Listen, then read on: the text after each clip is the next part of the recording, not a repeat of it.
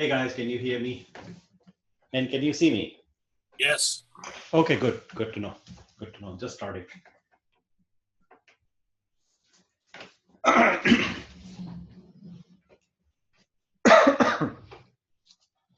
So there is a new virtual machine, by the way. It is not required. Everything works in the old machine. Absolutely no need to get it, but I just want you to know that there is one. And by the way, you will notice something that that virtual machine is actually very small, which is basically on the same lines of what we have been discussing all along, just enough operating system. So that's the idea, the core idea behind it is to make sure that we cut down anything that is not needed in that machine. You will see that, no, not this. I think I have placed it somewhere else. Let's see where I've placed it. The virtual machine is in the workstation folder. Okay, so not here. Okay, so in that folder, you will see this virtual machine, and you will find that the size of the new machine, which is created on July 18th, is amazingly 25% of the original machine, which is starking difference. 8 gigabytes compared to 2 gigabytes. So it's a very small size machine, which has been possible because of a new automation method that I have put in place to construct this smaller size machine compared to what I used to have before. I still have it, by the way. This machine still exists. It works. It is just that it is too big. So I have created this newer, smaller, but doesn't mean that it does not contain everything we need. In fact, it contains more things, which is kind of crazy. But it contains more things for a future program that I'm developing. And that is what is now available to you in this location. You can just import it, which sorry, Nilesh, I joined a bit late. Would you please explain? I think, do I need to download a new workstation? No need at all. No need to do it. Not at all. But I'm just saying that it is now available. What that means is that you can. We don't have to. It works. Everything will work in the old machine as such, but this is a future preparation. What I have been doing is to make sure that I construct these OVA images through automation. And so I have succeeded in doing that. And I have shared, at least with one of you, shared the entire repository of how I build that OVA file, which is showing up in this listing. We have this old OVA file called Cloud Genius with a date on July 9th, which I created by hand. I used to create these things by hand, but this newer workstation is built through automation. And it is built through this, it's a full repository of things that I will do, and I will give you access if you're interested to look at as to how I build it. There are some instructions available for you. It is currently private, but eventually I will make it open so everybody can access it from the public access. I will make it public access soon. I don't know when, but if you are interested, I have that available to you. You can just ask for it, and you can see how I build this using this tool called Box Cutter. It cuts, basically, it's like a gem cutter cuts gems. So Box Cutter will cut boxes for me, for you. It is currently private, but I have given access to at least one of you. And if you want, I can make you a collaborator and you can come and participate and play it out. It needs Macintosh, by the way, or it needs another Linux machine for this to run. You need to have either Linux as a desktop or have Macintosh as your desktop laptop, and then this Box Cutter will work. It doesn't run on Windows, unfortunately. So it requires another open source product, and it's a repository built on the famous Box Cutter tool. Box Cutter tool basically builds boxes. And here is the Box Cutter company. It's not a company, it's actually a team, basically a community team from makers of this software, which is what they have done, is created different boxes, however people would like to. So I have used that software to construct a box for myself and for you. And that box is this machine that you see, and you're familiar with it, except I'm using this automation to build it, which makes it easy for you. For me, makes the size small. It removes everything that is not necessary, so it reduces the craft. Unnecessary stuff goes away, and that's what this thing is. So we will use that tool, and we'll also, I have also been playing with a relatively new technology coming up, which is next iteration of Docker, which is about to release very soon, which is the 1.12 version. I've been playing with that also, so I'll talk about the new changes in that. This is coming up pretty soon, so we'll talk briefly about that as well. And this is coming, I don't know when they will announce it, but they have a release candidate available, which you can play with right now. In our boxes, these machines, we do not have that, but I have it here on my Macintosh that I have been experimenting with. So you can also experiment on your own, but not through the Cloud Genius workstation. You have to play with the release candidate outside.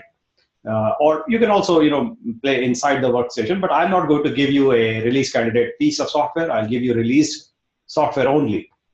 And with that brief discussion on what I have been doing in terms of updating and automating the building of this workstation, so it makes it easy. I can just quickly introduce new concepts, such as a tool that I will like to create and use in the future, which is this product.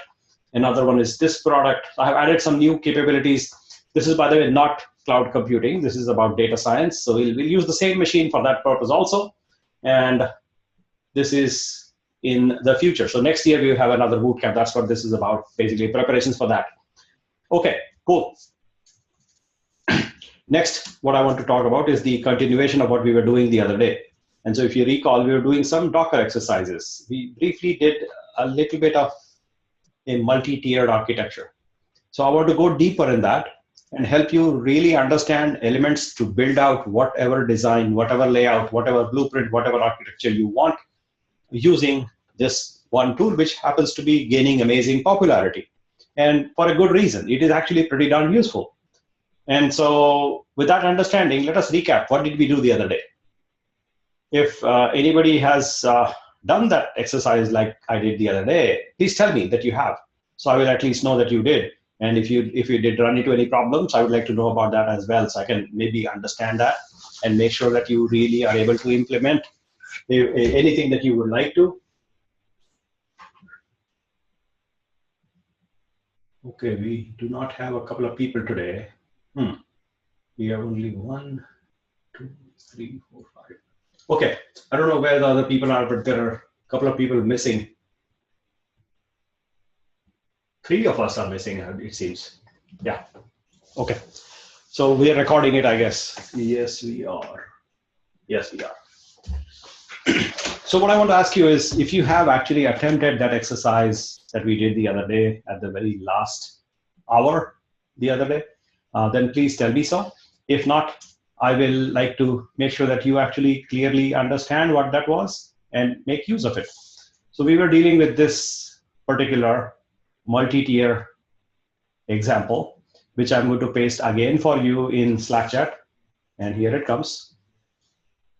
And I'm going to paste a link for you, the GitHub link, and then start playing with it again and give you a perspective on both going deeper as well as at a higher level perspective. And that link is coming here. And so Tik is typing something. Muhammad is, oh, okay.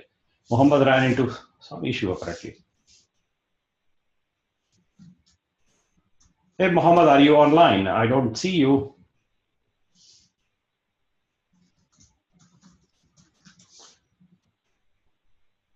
Okay, Tik has tried, forgot to kill Apache.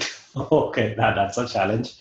So that is another thing that helps in automation of this machine, is that it makes sure that the machines I distribute to you does not have Apache to begin with. Like, if I test for Apache existence in this workstation, and I'll say, PS grep Apache, you will not find it running because it doesn't exist, because it is not a stale machine.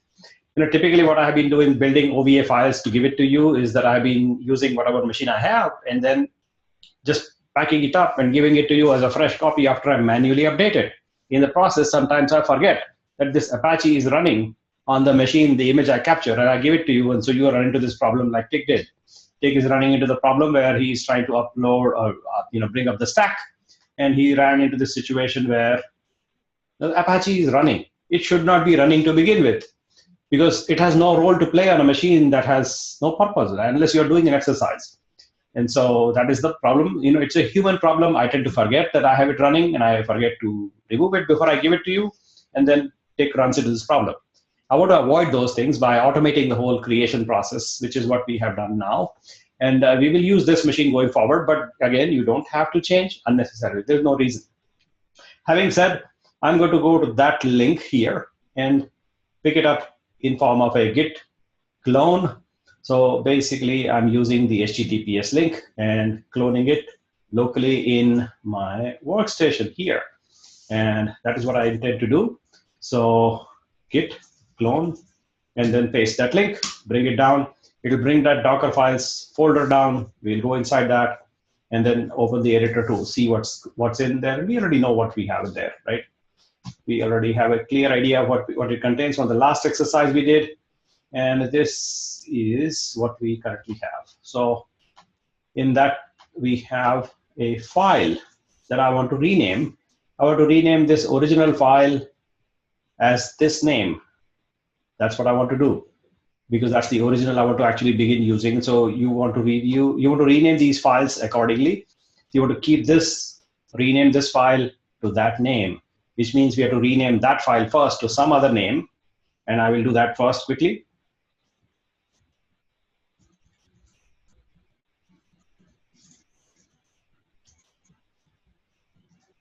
I will hold it on the side. And now we have space. In that space, what I would like to do is rename this file back to the original name without the dash original, which is this,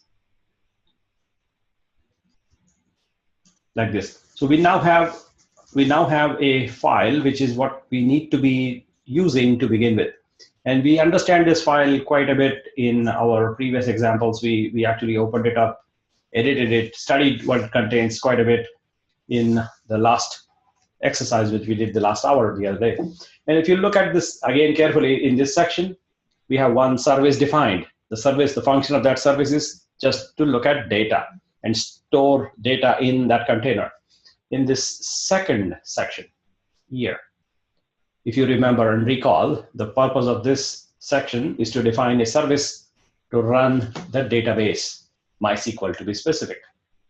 And the purpose of this is to define and run a service that will run WordPress. So let us recap quickly. And if you want that recap to be skipped, I can skip it. But just tell me if you want me to skip the recap, I can skip. No, I would like the recap because I missed last session. I understand. Thanks. I will do the recap so you will get a clear perspective. I suspected that. And so let's do it. Let's do it. So I'm opening up my editor, my pen, and I can use this to write on the screen as and when I need to. And I will also adjust my preferences for this tablet so I can write properly. Right now it is not letting me write the way I want it to be. So I'm adjusting it, and there we go. So now it should function the way I want. Yes. Okay, so I'm moving these on the side. I don't need them. Grabbing a pen and starting to write. Okay, it's too big. So how about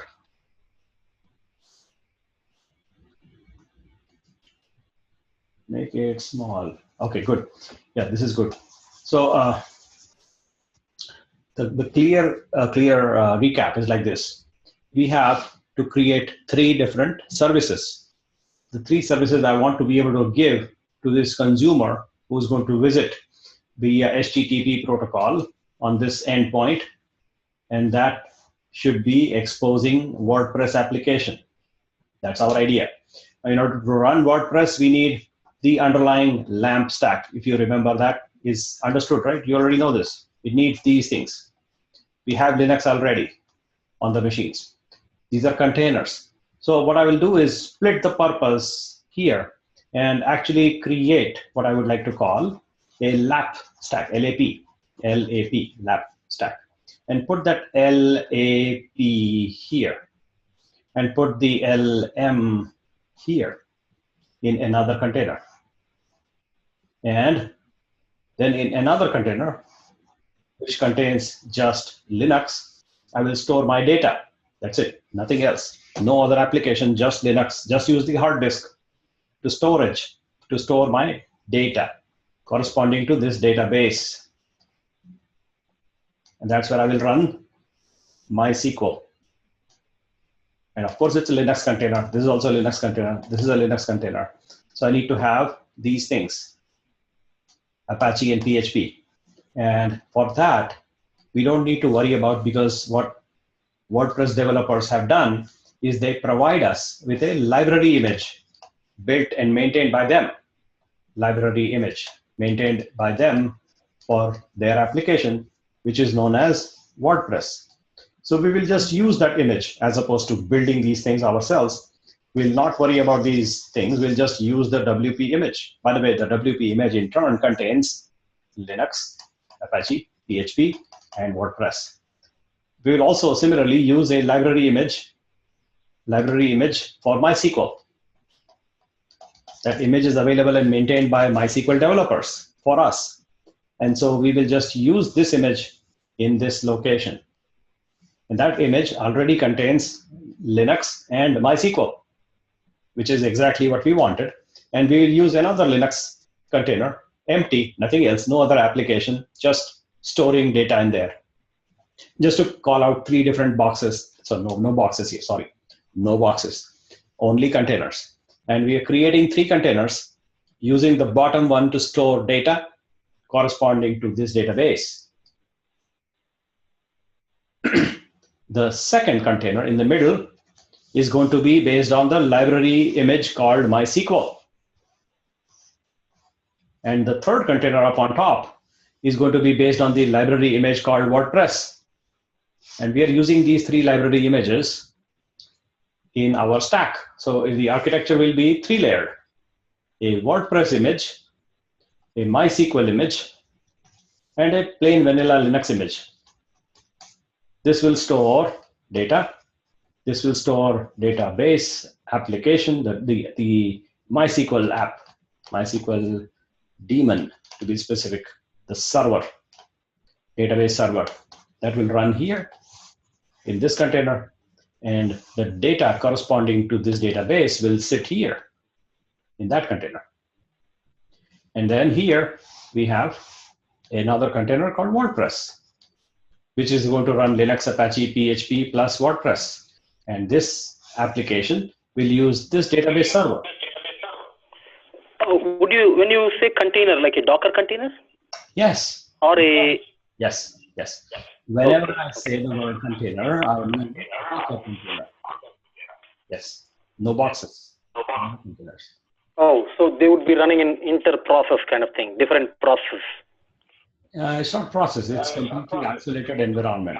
So if you know a VM versus a container, the distinction is very, very clear, and I would like you to understand. If you do not understand, I would like to clarify that. And please mute, because you're causing echo. So I think you have either machines connected together, so just mute yourself. Whenever you want to speak, you just open your mic and speak. And so VM is basically a hardware emulation.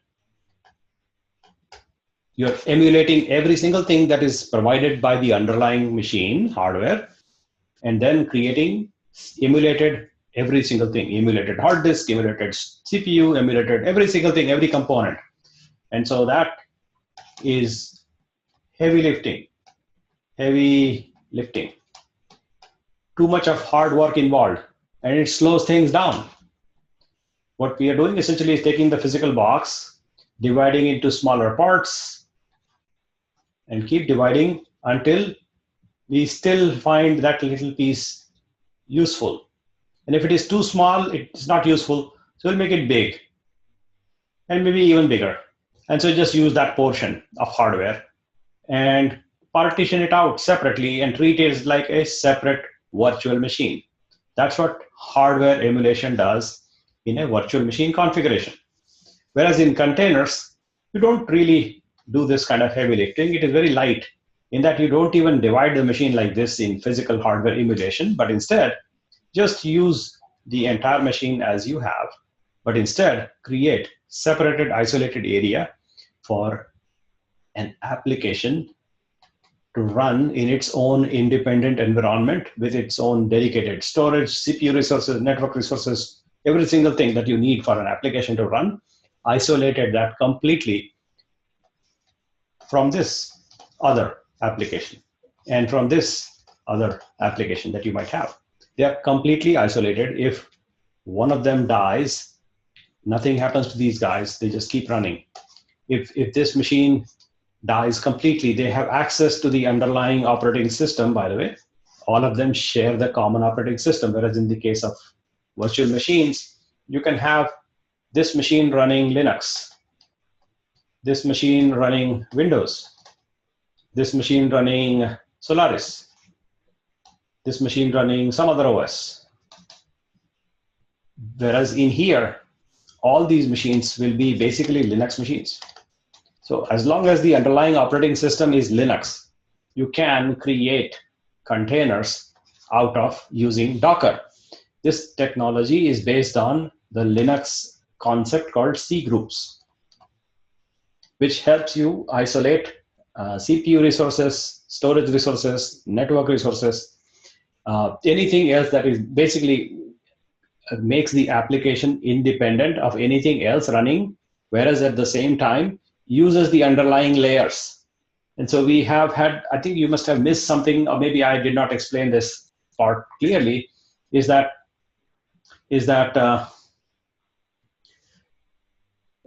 Salam, are you on the call right now? Are you there? Yes. Okay, good to know. Good to know. So is the other Mohammed? Probably not. I did not see him. So the concept of this C group and how it actually runs, I think I discussed this briefly, and I like to iterate that for clarity to make sure that you understand the core concept before we go into examples. So the core concept goes like this. If you have a method in which you are able to have a layered file system,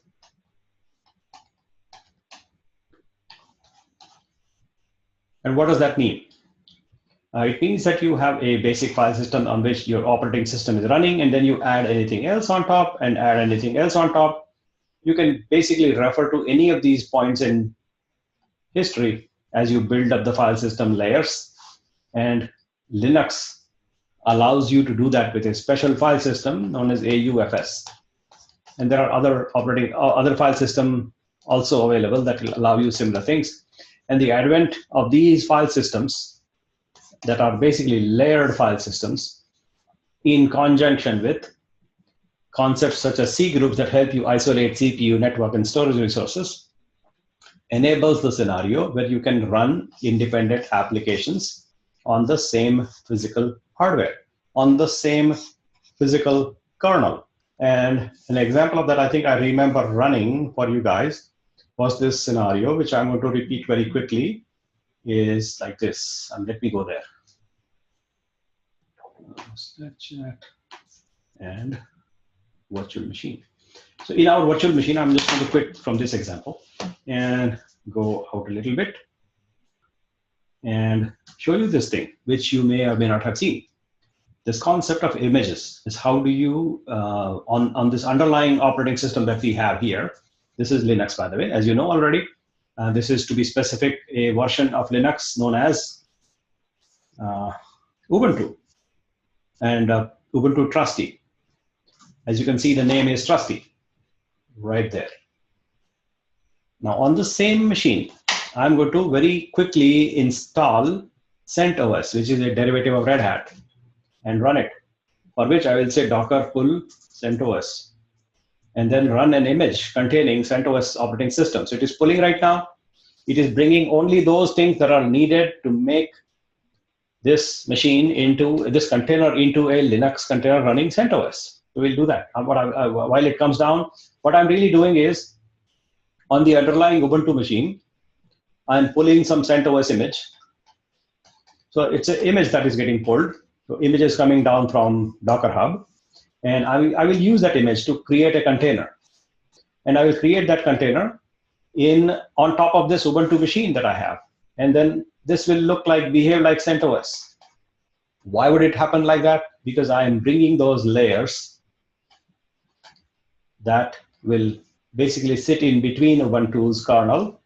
The kernel that this guy provides is a Linux kernel that is common to all Linuxes.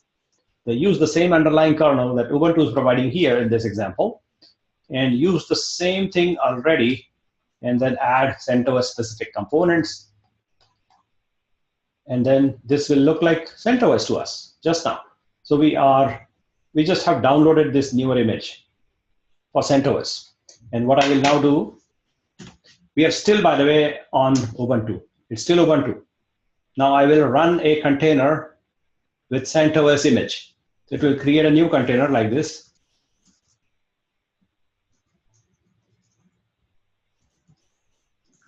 And give me a bash prompt. And it already did. It finished the exercise. We just loaded a new operating system. How do I prove that? I'll say cat etc release. And here, what do you see? I am now running CentOS 7. And you know CentOS operating systems are running yum updates. So yum update will work.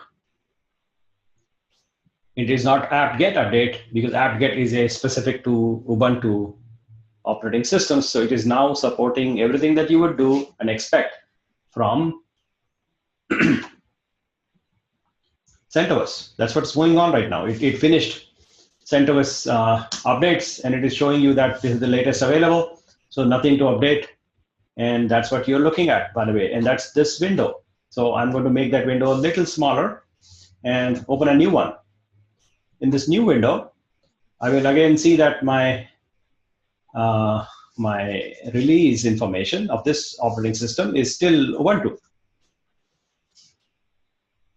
It is still Ubuntu in this window.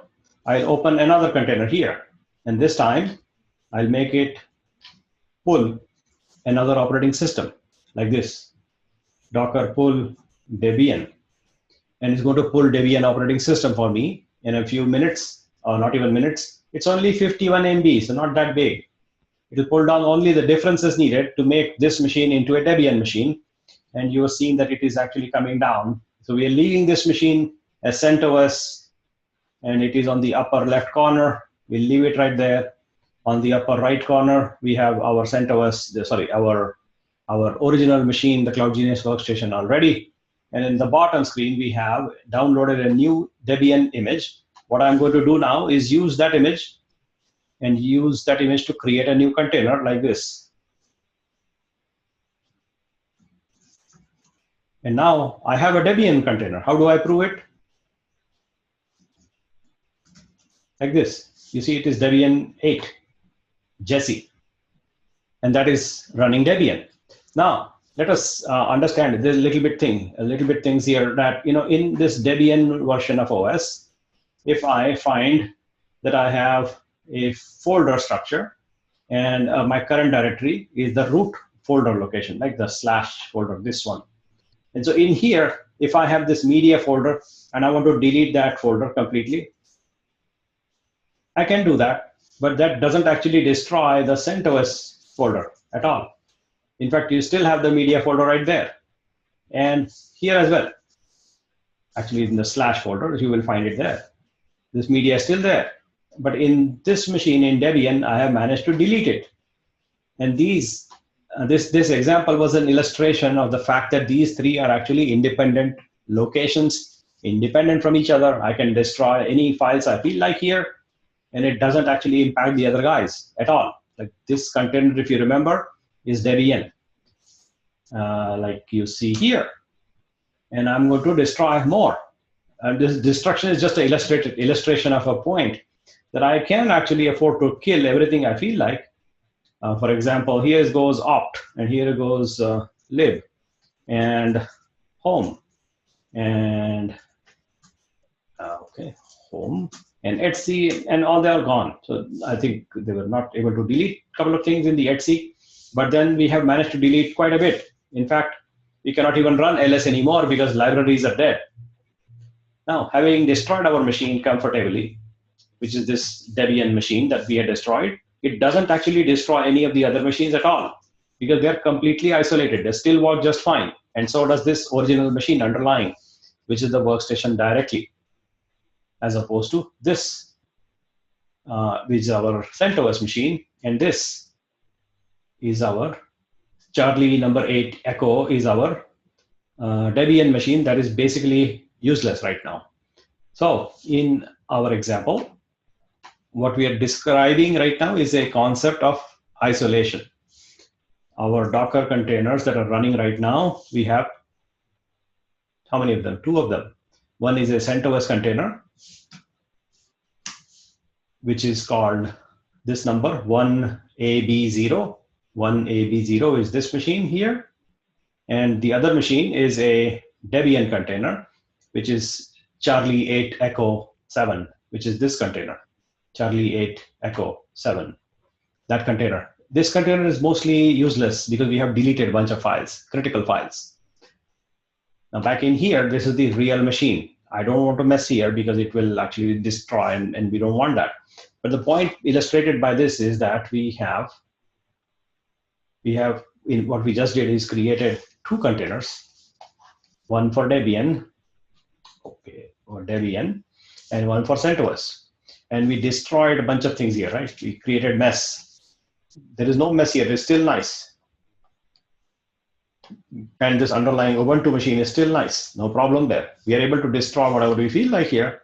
Could we make any changes we feel like because it is actually created on a separate layer for itself, which is the Debian image that I downloaded. That's what we are using to create this container, and a CentOS image, which was downloaded, that is running on top of the underlying Ubuntu operating system, which is the real underlying hardware, right? This is the real thing. These are containers. This is the real machine. And destruction of one does not destroy the other, nor does not destroy this one either, as you see in this example that we just did. What we can do is get rid of these boxes completely, and we can just say that docker rm $docker psaq and go bye-bye.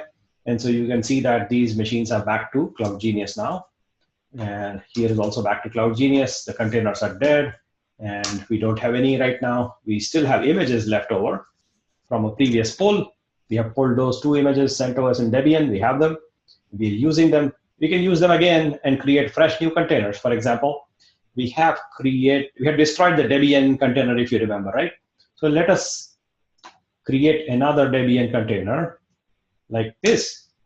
And by the way, it is just like brand spanking new. Nothing is destroyed. It has all the things that we had to begin with. It is like new because it is actually new. Even if you destroy the original container, this number, Charlie, this number was different, by the way. But if you destroy the container, it does not destroy the image. The image is still safe. All you destroy is the container, which is an instance of the image. You can kill yourself, shoot yourself in the foot, no problem. Go ahead, do that. It does not disturb anything else. That's the isolation you saw. It even does not destroy the image itself. You can also create another container using the same image, which is what I just did. And this is like brand spanking new, just like we had to begin with here. But then we created a mess. And this is how it was based on CentOS image. This is how it was based on Debian image. And we can just extract any images we feel like, which are available here on Docker Hub. Tons and tons of companies, organizations, open source people provide their images right there. And so here you can use any image that you like. I'm going to log in here so that I will be able to show you what I'm talking about. So here you can search the Debian image. And this image is provided by the Debian group of people that create this operating system. It is the official repository, as opposed to this is not official. I mean, it is official for me, but nobody else believes that. I mean, I don't know if people believe that, but we have a Cloud Genius WordPress repository, and I use it, and there are a couple other people that actually use it, but then this is not as popular as it should be. I mean, I'm just saying, the real public repository, which is an official library, is not this one, but this one. Who creates that? The company that makes WordPress. This is the official image, and that is the image that I use to build my own image. We'll talk about images. I think we have talked about images a little bit, but if that is not the case and you want me to talk about images again, please tell me so. Please tell me so. I think I discussed and shared with you how to create an image, how to publish it on Docker, how to bring it down. I think I created an image, gave it to you, and you used it. I recall that. Is that right? Is that right, or am I forgetting something? So bottom line question, do you need me to show you how to build an image and give it to you so you can run it? Oh, is that the one you did last time? Because I don't remember. Maybe you did in previous I think class. sometime ago. I think maybe it's a good idea to just do it. It does not take much longer. So it's like creating a Debian image or a CentOS image. Yeah, I mean, creating an image. I will just illustrate that very quickly. So hold on. Here it goes. So what I'll do is just create a sample image right now. So what I will do is use the CentOS image as the foundation. So we have this image, CentOS official image, and I will use that image to create my own image. And in my image, we will have something very trivial, very tiny little simple thing. And I'll show you how I create an image to begin with. So to creating an image, we will create a folder first. In that folder, we'll say, call it Sama, since you are interested. So here we go. In that folder. And there I will create a file. The file name has to be this. And then edit that file. And in that file, I'll say from.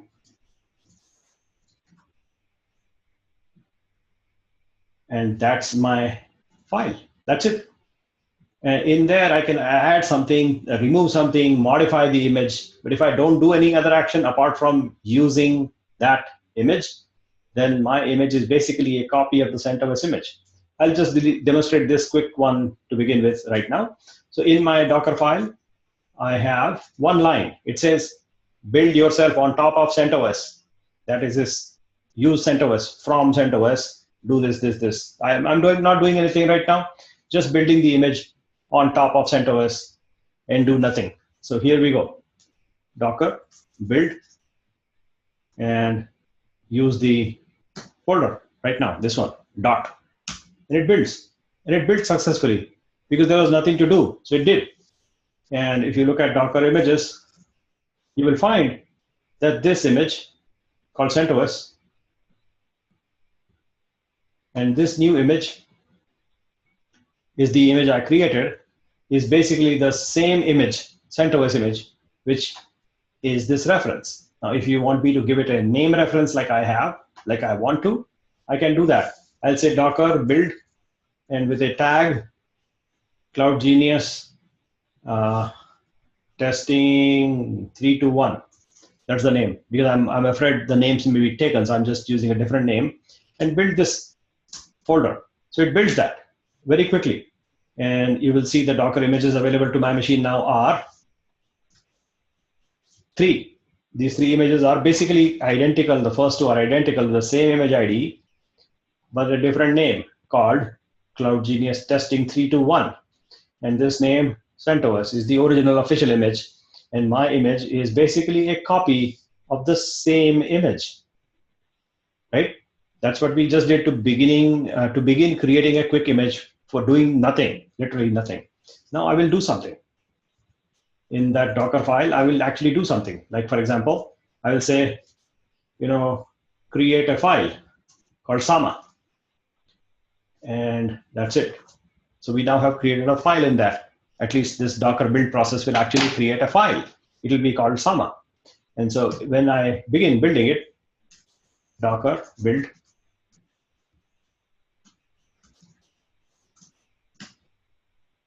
it will build. I think I must have missed something. Oh, you already had a Cloud Genius /testing 321, right? I know. So I forgot. Did it overwrite?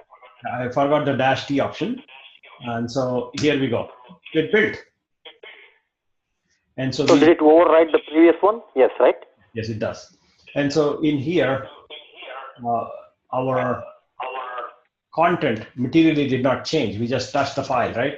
We have to actually create the file and move it over to the Docker image. That syntax, I'll just pull it up. For example, let's go to another example and illustrate to you a little bit more complex example of a Docker file. That's what I'm trying to pull. Maybe this one will show us that. And so here is one. Here is an example image. So I'll just pull up a couple of things. And maybe this is a good example. So let me just take that line.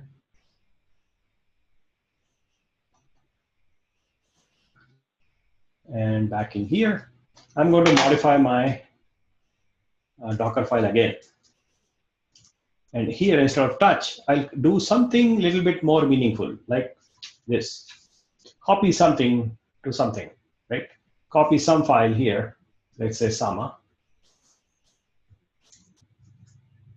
over to the / folder. So copy Sama to the / folder. That's what I'm doing, and deleting this touch line from there, and then creating a file,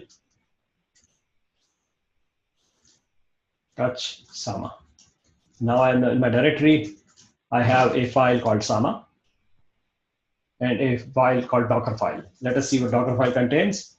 It says copy this Sama from here over to / inside the image. That's what we are going to take Sama from here and copy it over to the image inside. That's what is going to happen when I build it. Docker build. There we go. So it will build. And actually, this time we have a new number, which is different from this original number. And let us see what that difference is. So we now have a slightly different image ID because it was created 9 seconds ago, and it is actually materially different. Materially different from the CentOS. Early up until now, the image IDs were same because we were not actually doing any change to the image. The file systems that we layered on top were identical. It did not actually change. So now we have a difference, which is captured by this image ID. And if you now create a container based on this image, this one, you will see Sama in there. Like for example, if you go to Docker run the container called CentOS, give me a bash prompt, and you will not see Sama in there at all. You don't see it here, and that's fine. However, if you say Docker run this container and give me a bash prompt in there, you will see Sama in there. Where is Sama? Right there. And this Sama showed up because this Docker file says so. It says copy Sama to /. And so Sama was copied to / in the image. And you can always run the container and delete that Sama from here, and then exit the container and start the container again. You will see Sama again because the Sama doesn't get deleted from the image. It's only the container representation, runtime representation of this image is what this thing is what a container is. You can destroy the container, do whatever you feel like, add, modify, delete. The original image does not get destroyed. The way images are built is through Docker file. Here is one example. I can send this image to you very simply saying Docker login. And then I log in. And then I put my password. And then when I put my password, which I need to get, which I will get, and copy the password, go to the terminal and paste. So I'll log in, and then once I log in, I can just Docker push this. Okay, I think I exposed my password by mistake. Sorry about that. I'll have to change it. This testing 321, this image is actually going out to the Docker Hub right now, and you can pull it and run it and see Sama. You can do that right now. As you can see, this image changes, only the changes are being sent because it already knows it is built on top of CentOS. So the push was very quick. I did not push the whole image. All I did was a tiny little change I did to add a file called Sama in the / location. And so it mounted that existing CentOS image and modified only the changes. That change was pushed. You can see that in Docker Hub. Right now, go to Docker Hub like this and find it. In Docker Hub, you will find that image that I have just posted onto, that's publicly accessible. So you should be able to just go to the Cloud Genius testing 321 right there. And here is how you can pull it down to your machines by this method.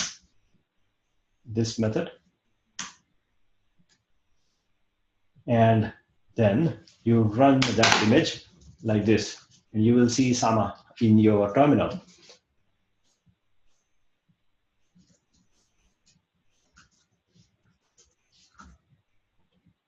And that is how you can meet Sama directly. I mean, you can see Sama directly in running those two commands. First one will pull it down, and the second command will actually instantiate a container with the Cloud Genius testing 321 image and give you a prompt in that where you can see Sama file that I have posted. There is a question here, the difference between process and C group. So a process is a process, as you probably already know. A C group is basically a way of controlling. So it's a control group that you define, in which you will get process isolation, CPU isolation, disk isolation, network isolation. You can even assign how much bandwidth you want to give on the network on a particular network adapter that you might have, virtual or real. You can even assign CPU thresholds and throttle processes.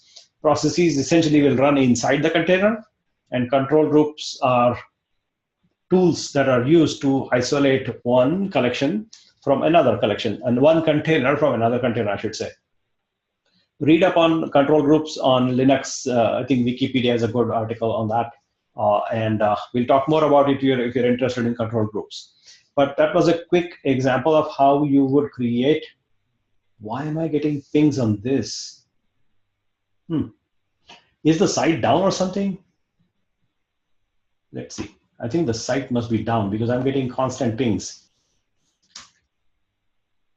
Okay, defect, it is working. So yeah, ignore that. I'll ignore that. So what I was describing to you is that we are able to create an image based on a Docker file like this, very simple. And we'll talk more about Docker files and images and how you construct images that you want for your specific need, may be different from other people's need. So you can customize. But the best way to build an image for yourself, the easiest way, is to just use somebody's image. Right? People have images already. People have provided tons and tons of images out there on Docker Hub already. And so if you want to run an application, it's better to just go find out what are the components needed.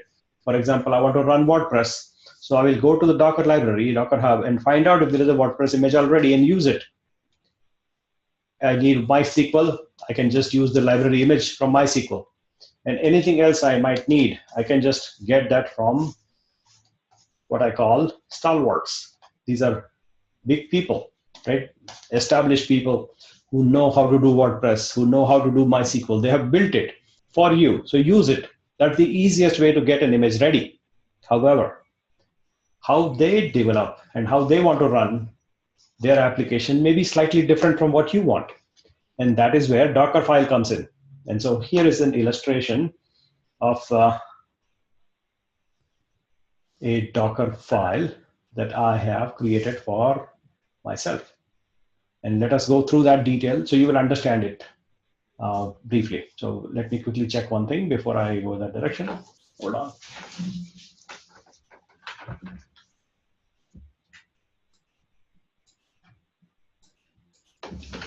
Yeah. So in this example that is going to come up in Docker Hub,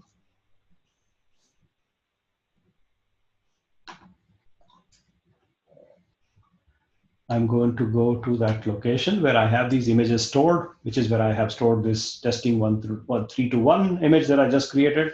In that same location, you will find a CloudGenius WordPress image. Let us try to read that and understand why do I need to have my own image as opposed to use the existing WordPress image from the library. And so in this repository, you will find the logic behind it. In here, I describe this Docker image extends the WordPress library image. It extends, adds some things to it. What does it do? And how do you build? The building process is Docker build CloudGenius WordPress using the current folder, this folder that you have these files in. And then push it. Only I can push. You can pull, but you cannot push to this location because I am squatting there. It is my area in that location. So I can push, you can only pull. Now you can pull and use this image, but you cannot push to it. That is clear. When in this location, in that folder location we have in Git repository, let us clone it locally. So I'll bring it down to a workstation. And here I'm going to git clone that link and see what it contains. So if I go in there, you will find these files, which you saw in the GitHub repository already, and you saw this Docker file. You also see these other files here, this file, and this file, and an htaccess file, and a README file. README file is what we just read. But the other files are interesting. These are the changes I want to make to the existing Docker file library image for WordPress. So you start reading that Docker file. Let us understand what is going inside. And so here's some artwork and a reference to the WordPress container, which is what I'm basically, all of this is comments. And then here we have from WordPress. So we are basically building on top of people who know what they are doing, which is the WordPress people. So I'm using the WordPress library image like that. I'm calling myself the maintainer. And then I'm installing certain MB string PHP library, PHP extension. This MB string is multi-byte string is needed for payment processing.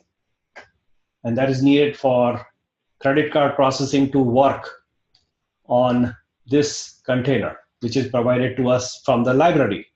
It does not have MB string. And this I figured out through practice, trial and run. Why does payment processing not work? And then I figured that, hey, I need MB string. And do I have MB string? No, I don't. So I need to add it. And so I use this command to add MB string to my WordPress image, which is built on top of the public library WordPress image here. So I add MB string. That's one thing. Then I add a couple of other things, such as apt-get update and install some cryptographic library and MySQL client, and use Docker PHP install to install the mcrypt cryptographic library, which is also needed for electronic processing of payments. So processing of electronic payments, you need these things as well as the MB string library. And then I also install the zip extension for PHP. These things are missing in the WordPress library container. And they're missing for a reason, because not everybody wants it. So they want to keep as small as possible, keep the library images as small as possible, and still having it work. Although if you want certain other things added, you can just add like this, and like this, and like this. That's what I'm doing essentially, is I'm adding whatever things I need, mcrypt, zip, MB string, MySQL client, and a cryptographic library, which is what I added. Install these things on top of the existing layer that I already have from WordPress. Then I copy a bunch of files in a specific location inside the container. And that's the target location we have is this. This is the target.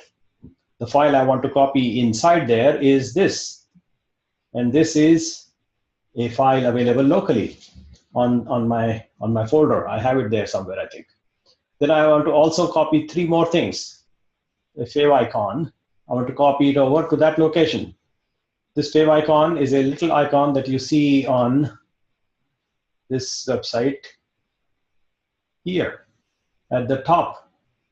Here, this little blue colored cloud, that little thing, what you see is the icon that will be missing if I don't add it. So this little logo, also visible in the URL browser bar right there, is the favicon that is missing from the library image. So I add it. Similarly, I'm changing permissions to the folder, to the file that I added to make it readable by www data, which is the Ubuntu user for accessing and running Apache. So the Apache runs using this username on Ubuntu boxes. So I'm basically allowing permissions to that file to this user. And then I'm also adding a htaccess file inside that folder for another specific reason, which is written in the file itself. So we'll go to that file and also marking ownership to that htaccess file and giving access to the Apache process, which is run under that username, www-data. So that changes the permissions I'm doing basically, and copying these files over like this, and like this. 3 files copied over to the container image, installing 3 things: zip, encrypt, cryptographic library, MB-string, and actually MySQL land also. So few installs, few copying of files from local computer over to the image, 1 file, 2nd file, and 3rd file. And these files you can see are available right here. There's a favicon. This ICO file is basically a picture. You can see it, open it in the current folder, and you should be able to see that picture directly. This item is the favicon ICO file. Now there are a couple more files here that I think you should understand what the purpose of this file is. For me, it is unique to CloudGenius. So let's read that. And this is the rewrite process that I need to have for allowing access control, allow origin from any location. Now this is needed for a thing that you probably have seen before, which is, if you recall, these images that I have here and any other image that you see in the site, all these images, they are all stored away from the box. They're not sitting here. So what I'm doing is sitting them in a CDN, if you recall. So I'm allowing and setting a header for access control, allow origin from any location, any location, and that access control, allow origin enables me to actually use a CloudFront distribution, CDN distribution. What does that mean? That was too cryptic. So I'll explain that. I'll explain that in simpler languages.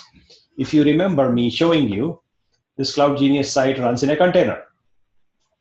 And I also told you that this container that we have runs CloudGenius site. It does not serve you pictures. They don't come from here, but they come from CDN or CloudFront. That's where they come from. And the actual pictures are stored in a bucket. Simple storage service. That's where the pictures are stored. They're actually here. And they get pulled from Content Delivery Network, and that's how you receive it when you visit this site. The pictures are coming from a different location, not from here, but from here. So the origin is different, not here, but here. And this name on this side, the name is b.a. whatever, that domain. And on this side, it is different. It is cdn.cloud, whatever. So it's a different name from here. So it's a origins are different. And browsers these days don't allow that. They'll say, no, I will not show you anything that is coming from a different location. I will not even show that picture at all. That's what browsers will say by default.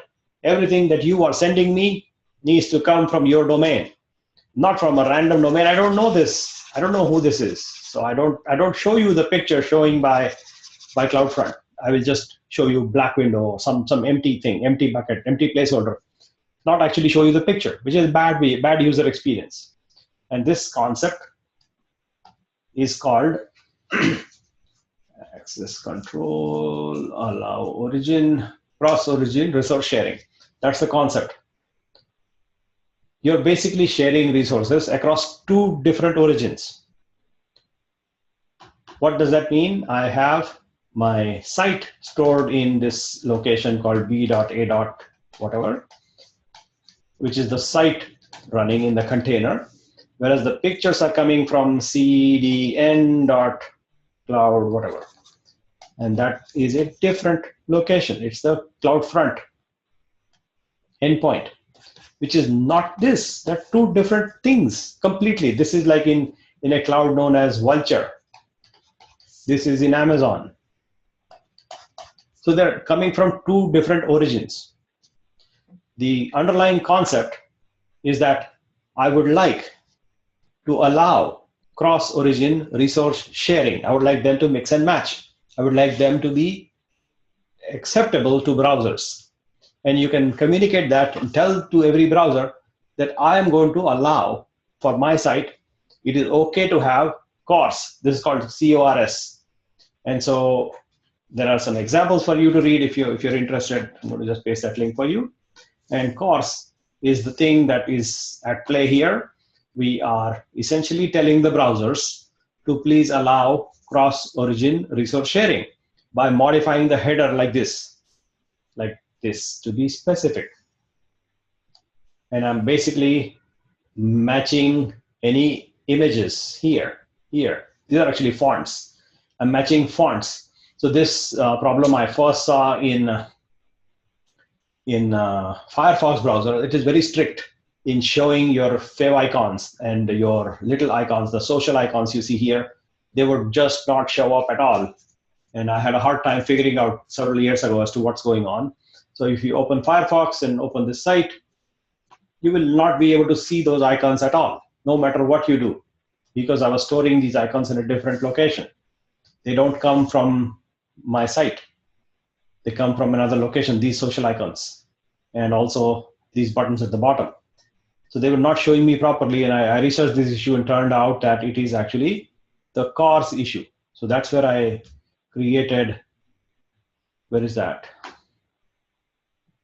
This particular htaccess file and copy it over to the Docker file, as the Docker file shows. I copy it over like here, copy to that location, and then make sure its permissions are set accurately. Similarly, the favicon icon copies over. And then this particular file size ini file is another file that is also interesting. And what I'm doing basically here is allowing big size files to get uploaded, 32 megabytes. The default is, I think, small, like 4 or 8 MBs. So if I want to upload a huge item, I can. And that change I need to make to increase the default size by modifying this file size php.ini file and including that in the image itself and using that as an override for the PHP configuration so that it actually uses my configuration 32 MB as opposed to something else. So I'm able to tweak my parameters the way I want through this Docker file that you see here by modifying certain installations and providing my own configuration, providing my images, providing my rules into the image. And that is how I build that particular image for Cloud Genius WordPress, like this. Docker build, and I'll say -t WordPress and build it through this folder, so current location. if I start it, it actually takes about 2 minutes to build the whole thing. So I don't want to waste time, but the image is available if you want to use. So that is one element of the whole puzzle that we actually use in real life. Now, what I just talked to you about was the container at the very top, which is this based on the WordPress image, but not the library image. It is the Cloud Genius WordPress image. That is what I use in this location as the topmost layer. Actually, it's not the topmost, by the way, not the topmost. There's one more layer up on top, which is called a proxy layer, which is where customers access. And then it in turn goes to this WordPress layer later on. That in turn connects to a database layer. That in turn connects to a data location that I store my data in another container.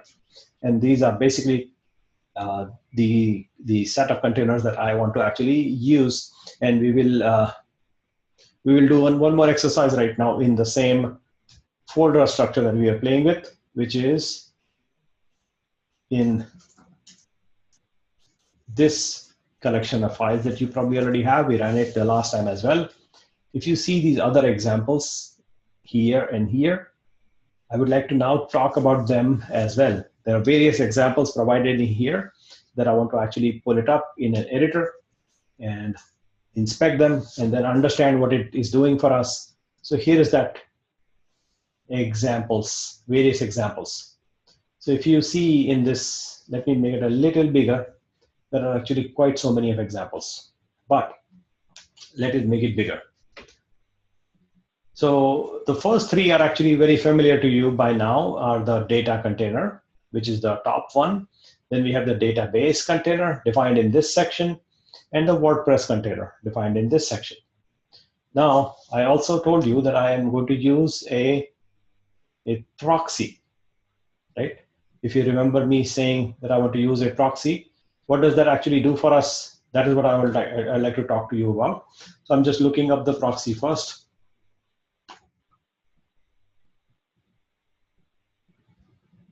Yeah. So in terms of various examples, that is not the exercise I want to actually run. I want to use the file called hold on that we have renamed this file.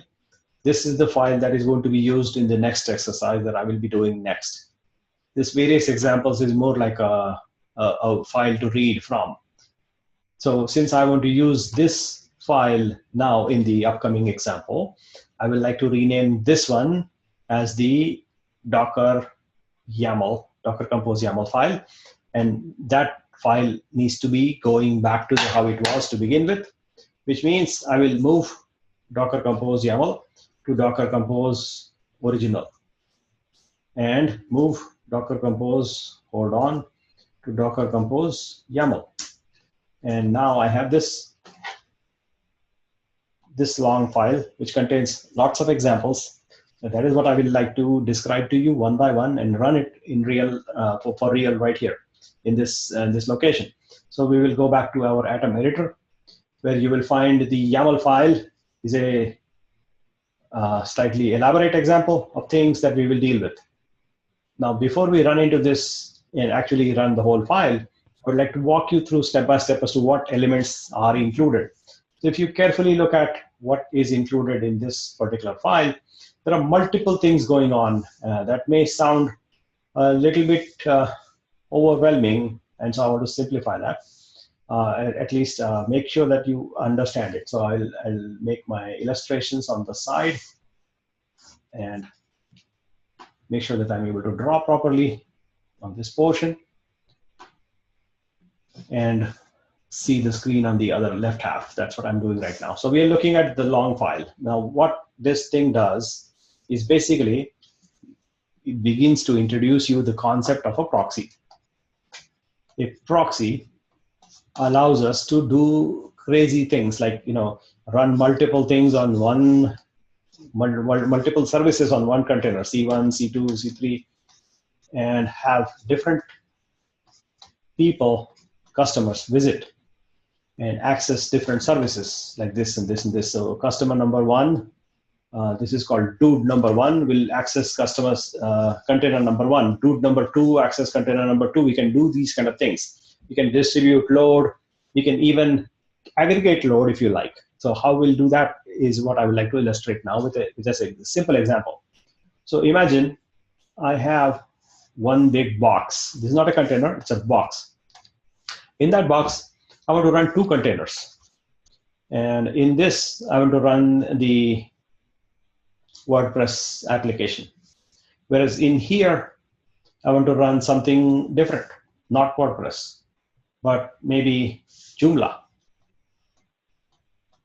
Joomla is another open source application. So I want to run that one. And I can totally do that and have people visit this proxy. And this is the proxy, by the way. And when people visit proxy and they go to WordPress website, they visit WordPress website through the browser will take them to this proxy, and the proxy will understand that they really want to visit WordPress, so it will send them here. Similarly, there are other people who want to visit Joomla, so then they will open the browser and type Joomla, and they will visit this site. Same box, by the way, same proxy endpoint, same IP address, shared, one IP address for all both these examples. And it will automatically understand that this user wants to visit Joomla, and so the proxy will forward that user to this location. We will see this example live just now. So what is going on under the covers is that when you have, let's say, a domain name called WordPress.xyz mapped to an IP address, and also Joomla.xyz mapped to this IP address, then this proxy is basically looking at what is the thing that you asked for. It is going to see that you need WordPress. So it will basically send you to the WordPress container. And then WordPress container will show you WordPress, and this WordPress will become visible to you in your browser. This proxy will also understand that the other user wants to visit j.xyz. They happen to visit the same IP address, by the way, but just the fact that they want to visit j.xyz, they will be shown the Joomla container, which will render the Joomla experience to the user, and they will receive that in their browser. The IP address being the same, right? That's what you will see right now. And in order for us to build these things, we'll have to craft out this container and this container, and also this container. We need to have these containers already, and we will do that. So proxy is a container. So is that a specific Docker? I mean, not Docker proxy, right? What kind of a proxy is it? Like, is it like a load balancer is one service, but is it some kind of a service offered by any cloud provider, or is it Docker proxy? No, it is a Nginx reverse proxy. That's what we will be using right now. So here on Docker Hub, you will find that image. So I'll go to Docker Hub, and I'll find a proxy built by this person called JWilder. And so here is JWilder's Nginx proxy, ready-made image. And the way this has been built by this person called JWilder is written in the source code form here. It is available to us. This is the source code for that. And it is an automated Nginx proxy for Docker containers using Dockergen. It has a Docker file. It uses Nginx and does a lot of things. That's what you will see. But what Nginx reverse proxy will do in our example is what I'm describing here, is that it will identify what do you want to see and show you exactly that. You want to see Joomla? Okay, go see Joomla. And if you want to see something else, like some other thing, like other.xyz, you come visit the same IP address, and the proxy will decide, and you want to see some other thing, it will show you the other thing. It will understand that. That's the example we are going to run right now. It is basically consolidating, aggregating multiple services at one endpoint. That's the example in this example. right? That's what you will see as I run it. But let's build first item by item. So we want to run a proxy first. And we will use this proxy from JBuilder, which is this gentleman here, Jason Wilder. And he has created this Docker repository, this GitHub repository for us. And it's very popular, this Nginx proxy, which is the source code for the Docker image, which is available in Docker Hub. In that location, you just found that proxy I just showed you, right? So we'll use that and then understand its details. JBuilder. And this is that image that is available publicly. It has 1 million pulls. As you can see, that's very popular. 1 million plus pulls, 713 stars. And that is this JBuilder Nginx proxy is the image that I want to use. And how do you use that image? You first pull it. So we'll just pull that image like this in our machine, in a terminal. Just pull it. So it's getting pulled right now. So it is coming. While it comes, what I will do is understand that I want to create a container using this Nginx proxy. That is one container. Then I will have to have at least 2 containers here and here, one for WordPress, one for Joomla, and then define names so that this container, this visitor number 1, when they want to visit WordPress, they will just open the browser, type WordPress, it goes to the same IP address as here, and they will be redirected to this location where WordPress will show them WordPress. This other visitor, number 2, visits the same IP address but wants to see Joomla. So this proxy will understand that fact that they want to actually see Joomla, and the proxy will direct them here. And then Joomla will render that experience through the proxy to this user, and the user will see Joomla. And that's the design. That's the implementation of this proxy. That's what you will see now. So first thing first, we have to build this container number 1, this container number 2, and this container number 3. So we'll start building them item by item in simple Docker file constructs. First one is this segment. That segment I want to take, and actually I want to make it even simpler for you to digest. Let us use this file as a reference instead.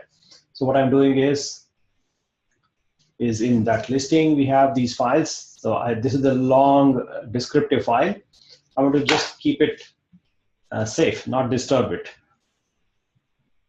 And in that file, I'm going to keep it safe. I'll call it safe and just rename it, right? Call it safe. That's the name, safe. I will refer to that safe location and manually construct small snippets that we will compose, build it in the Docker compose YAML file, which is going to be this new empty file I will create. And it will be this new empty file. So this current file is empty, and all our content that we want to use in the safe file. That's what we now have modified a little bit. Just to simplify, because the file safe is way too complex. So I'm going to go step by step slowly and put things in this location. This is currently empty, 0. Take from here and go into this file. That's what my intention is, and I will go do that right now in here. This is our safe location. And so I'll extract a portion of this long file, only the Nginx proxy section, and dump it in a separate location, which is the empty file.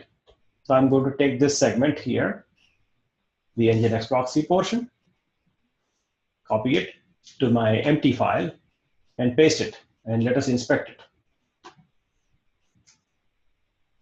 Let us inspect what this contains. I'm going to save it right now. So right now we see that this is a definition of a service.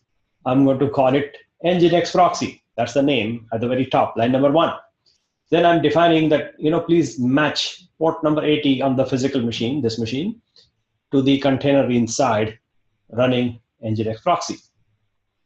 I would like that Nginx proxy to use a volume mapping to a real file inside the real machine here, var run docker.sock and associate that inside the container to tmp docker.sock in read-only mode.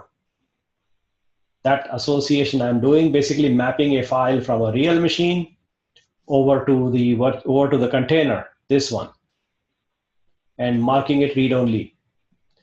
I will also express my intention to use an existing image called JBuilder Nginx proxy. And if this container dies, I would like it to be restarted always.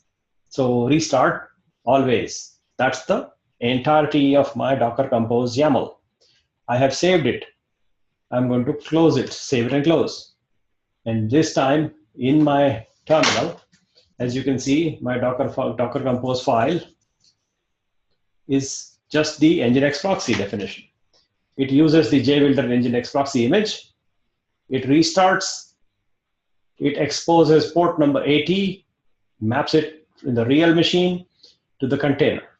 Real machine to container, mapping 80 to 80. So if I right now open localhost, I will see nothing because there is nothing running. Localhost, you will find nothing, unable to connect, which is expected.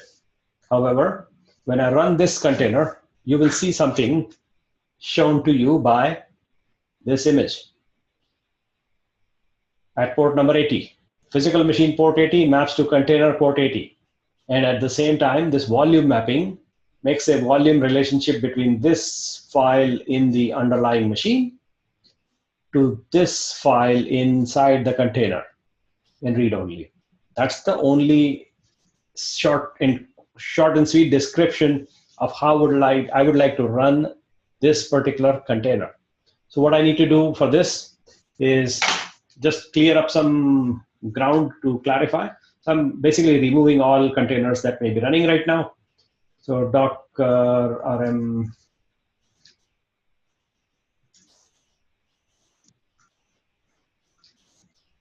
and they all go, they're dead, which means I don't have any running containers right now here, nothing. And now I want to bring up that Docker file, sorry, Docker Compose YAML. Docker Compose YAML has this Nginx proxy. That is the container I want to bring to life. And I will do that. Simple command, as you remember last time, Docker Compose up and run it like a daemon. And so, Docker Compose not found. Okay. This is the problem of a new image. So I'll just install it.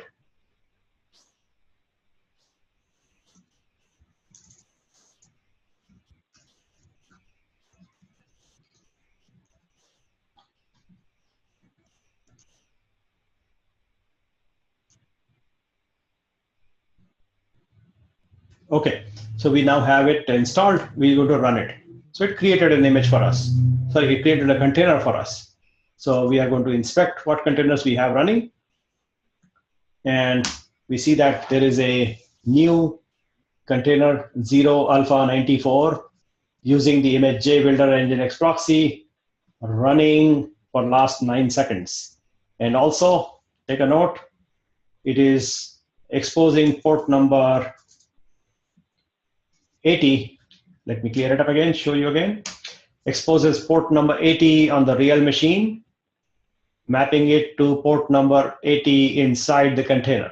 So you're basically allowing this browser to connect through localhost directly to the Nginx container, and there we have it. Service temporarily unavailable. Nginx telling you that I don't know what to show you. I have no idea. Because it's just a proxy. There is nothing behind the scenes.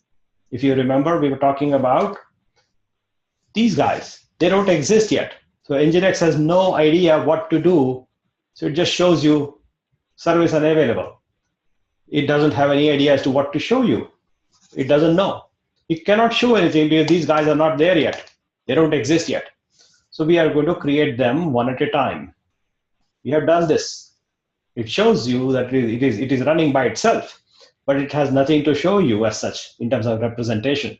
So we need to have these guys up and running. So we'll do one of these guys at a time, slowly. But let's begin with simple one container runs it all WordPress. You remember that from the last example, which is, where is our virtual machine? Right there. In our last example, we ran WordPress all in one, right? All in one. How did we do that? We use this thing called Tutum WordPress. It runs a all-in-one WordPress, right? So here is an example code that I would like to copy and bring it to our Docker Compose YAML.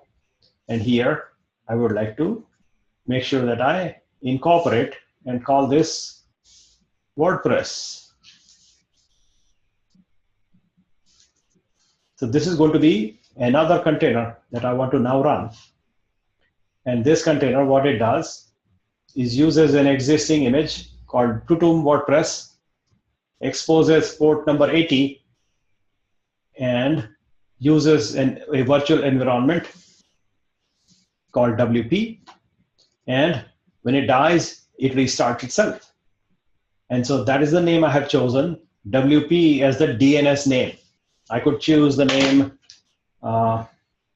CNN.com and call it CNN.com. Or it doesn't have to be .com. It can be any name here.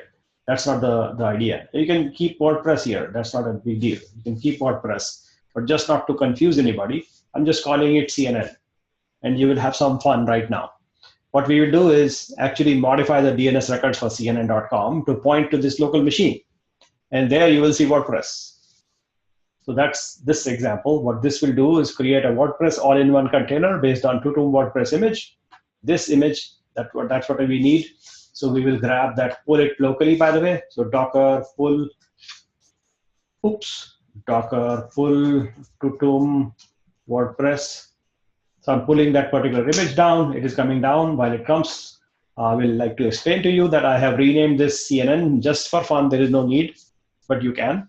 And we will create a virtual host to run a site called CNN.com. And in our example, what I am just changing is that when a user visits CNN.com, they will be shown WordPress. That's what they will see through the proxy. And here, when users will visit, say, Times or New York Times, they will see Joomla. That's what I will change in just a moment. But first, I want to run this container, WordPress container, using this portion, which is going to create a container based on Tutum WordPress image. And we like to have this mapped to the virtual host CNN.com, which is what I will create right now. So we have successfully pulled down the Tutum WordPress image. And now I will make a change to my host file to accommodate that game that is I want to play, which is I want to say that, you know, this CNN.com also runs locally right here. And by the way, while I'm here, I'll do the NY Times also. So those two sites are running locally. I'm just simulating these things in DNS. They don't actually run here, but at least as far as my machine is concerned, now they do. Now they do, which means I can ping CNN.com and it will ping localhost. Great. I'll also ping nytimes.com and it will also ping localhost, as you see. Now, having done this part, what I will now do is look at my Docker file one more time, and you will find, not Docker file, Docker Compose YAML, and you will find that it now has two containers created. It will create two containers, one for CNN, which shows WordPress, and the other is already running called Nginx proxy. This portion is responsible for creating a proxy, and the lower portion is responsible for creating, not this portion. This portion is responsible for creating a WordPress all-in-one container that will be called CNN.com, just for fun. Having done this, I will need to bring up the entire stack containing two containers right now. So I will say Docker Compose up with a daemon mode. So it will bring up the new container called CNN, and Nginx proxy was already up to date, so nothing changed. And so now we should have 2 containers running like that. So we have a CNN container right there, which is running on port number 80, exposing port number 80. However, the real machine here maps to the Nginx port 80, not the WordPress 80. WordPress will get referenced connected through this guy, through Nginx proxy. People will not directly go to WordPress at all. They will go through the proxy like this. Real machine anywhere from on the internet, connecting to port number 80 on the real box, maps to the 80 port on the Nginx proxy. Nginx in turn will then look at what is running out there. And you want to visit CNN? Yes, you can. So right now, if you go to localhost and say reopen my site, it still doesn't show you anything, right? Service is still unavailable. However, if you now visit cnn.com here, you will see WordPress, like that. So that is I think clear. If not, stop me. So what we have done up until now is created a Nginx proxy and created another container running WordPress. We are calling it cnn.com. But this is a container for WordPress. We are going to now create a New York Times container that will run Joomla software. It's another open source software, just like WordPress. And this proxy will know when people visit cnn.com, this proxy will connect them to this box, this container. And when people visit newyorktimes.com, it will automatically connect people to this Joomla container. That's what is going to happen next, for which we need this included in the Docker Compose YAML. We have added this, and we have 2 containers up and running. We will now do this portion.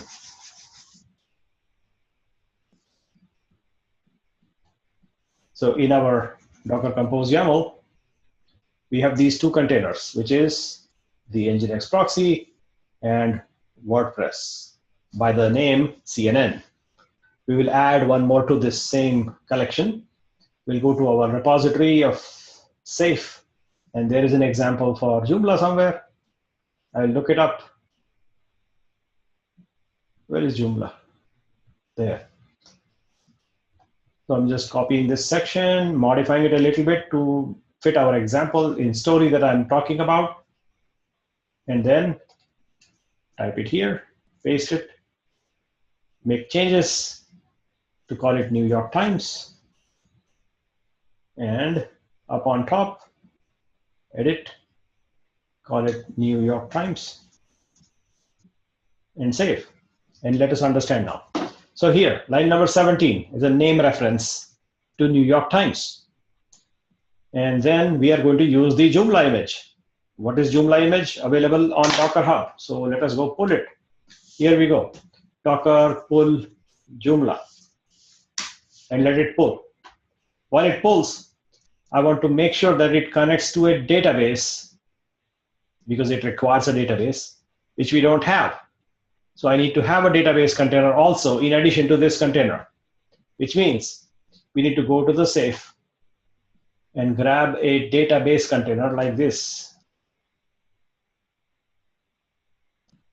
which in turn requires a data container, as you know, line number 7. So we'll have to grab the data container also. So we grab them, grab the data container, grab the database container, and copy. Bring it to our Docker Compose YAML file, which needs that database. It is not an all-in-one container. Joomla is not. WordPress, Totem WordPress is, but Joomla is not. So what we have done to accommodate that is to include references to a data container for this database image and database as a reference to Joomla in this line number 20. Line 20 requires a database, which is what Joomla requires. And so New York Times, which is going to be, when you visit New York Times, you're going to be shown Joomla image running in a container. And that requires a database connection. And we are going to use MySQL container, which is represented by line number 29 and beyond. And this requires another container to store data, which is this very simple example of just using a data image. That's what I will be using. So now, I have a question. Yes. So this database container can be used for WordPress as well? Yes, correct. Yes, okay, so this container is going to be using if needed for both. Yes, you can. However, in this example, we are not, because it's a all-in-one. It contains its own DB right there. This thing contains its own database. It's a Tutum image, right? Tutum. Tutum has database. Yeah, DB already. So we don't need to. Already. Yeah. So okay, yes. That's why you don't put correct data for that. Okay, gotcha. Right now you don't need. So this Joomla needs a database. So we brought database here. A database needs data. So we brought that also. Right? Yes. Now we will expand the example and actually bring up full WordPress here with own database and its own data. Or you can simplify and say that, you know what, just use this. We can do that also. So this is the library WordPress, not Tutum WordPress. This is Tutum WordPress. So we can have multiple WordPresses running this time as, the Times of London or some other paper, right? Maybe Seattle Times. Seattle Times. I don't even know if there's such a paper, but I'm making it up. So seattletimes.com shows you this WordPress connected to this DB, which connects to data. And this Joomla connects to DB, connects to data. So you can have multiple applications share the same database server and have separate databases. It's a separate base,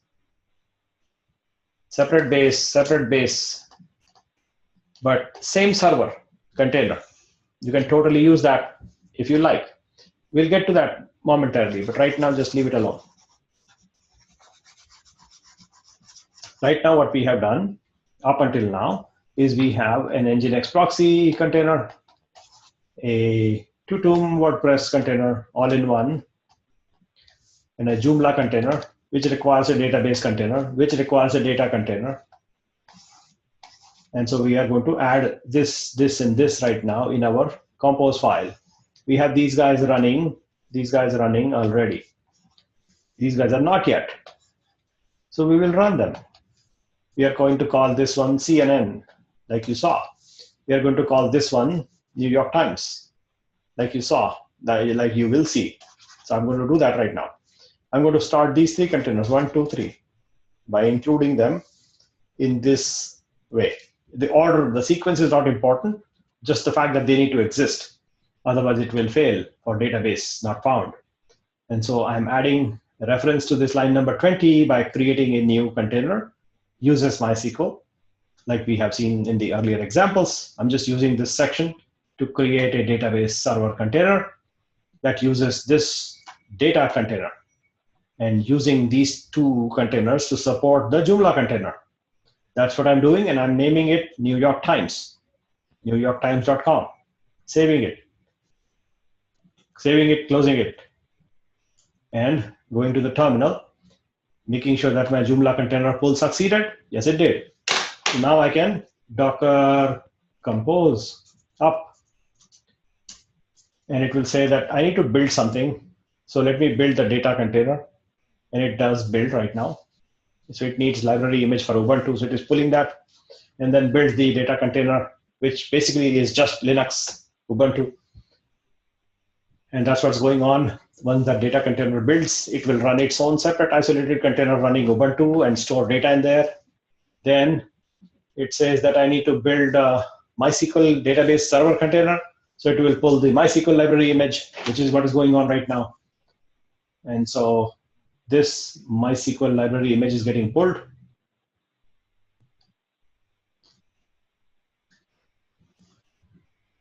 And now, as a consequence, you have Nginx proxy already up to date.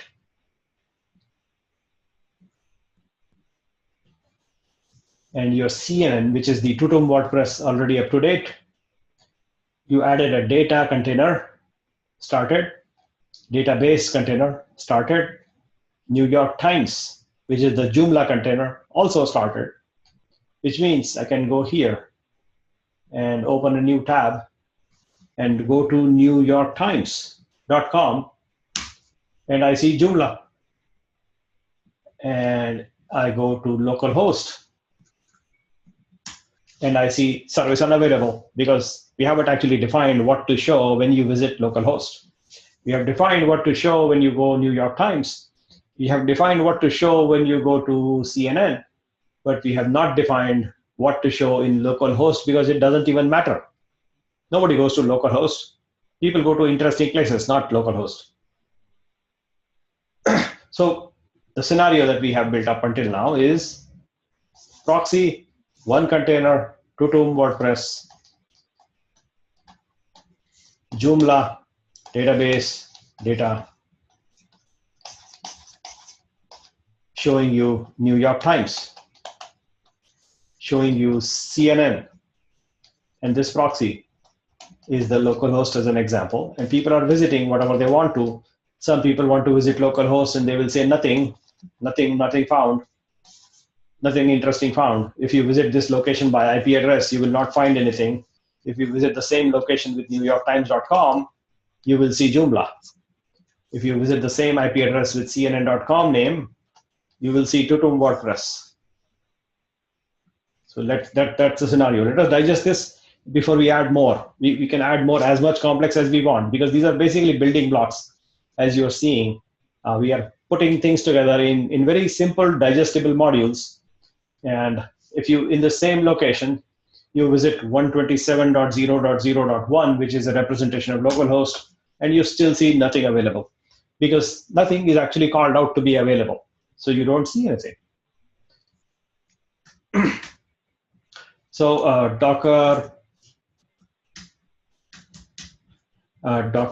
ps-a. We have these bunch of servers running, bunch of containers running. Let us see what we have. So clearing it and Docker ps-a again. We have actually five containers running. One is the New York Times Joomla database right there. This is the Joomla container, I should say, not database. This line is Joomla container running Joomla image by the name New York Times. The next line is database running. Hold on. I'll make it big so you can see properly. So look at this carefully. There are a couple of things to observe here. This New York Times is a representation of Joomla container. As you can see, the image being used is Joomla. The port being exposed at the container level is 80. But remember, it is not associated with any real machine. Real machine association shows up like this. And that real machine association is associated with the port number 80 of the Nginx proxy container, which is based on the JWilder Nginx proxy. And that is what is actually creating and acting like a proxy as you see in the example. And that last container is a runtime representation of this JWilder Nginx proxy image. If you go look at this line, which is the CNN line, which corresponds to the Tutum WordPress image. And as you can see here, it is exposing port number 80, but doesn't actually map to a physical machine, which means Nginx can connect to this port. Nginx can connect to this port in New York Times or Joomla. So Nginx in turn is connecting to the port number 80 for Joomla. Nginx is connecting itself in turn with port number 80 for Tutum WordPress. And 3306 is available for access from any other container, but it is not exposed from a direct machine. So you cannot go from a real machine, cannot go there. It's only at the container level. Other containers can access the database port number 3306. This is a database container that uses the MySQL image. And this data container is an interesting container, by the way. It is based on a custom-made image that is built on Ubuntu that runs nothing but this true command, which basically does nothing, and it exits, it dies. The scenario that I'm using this as is to use that as a storage location. This line is a data container, and that is what I use to store my database data. The database data, or the data corresponding to the tables inside the database server. That container that we have, which is this one, the data corresponding to that database, the tables and the structure, they are stored in a separate location. Why is that important? Why is it important to keep it separate? I'll illustrate that point, a simple example. So I'm closing out these unnecessary entries, and let us stay focused on Docker. So I am going to configure it right now. So I'll say continue, and so I'm going to give it a title, say Cloud Genius username.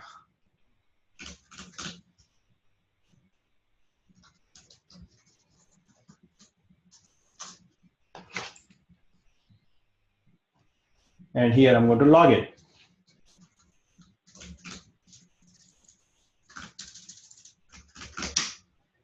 And the point to remember is that I'm going to make an update in the site. So what I'll do is actually make a quick change in the site, which basically I'll say edit.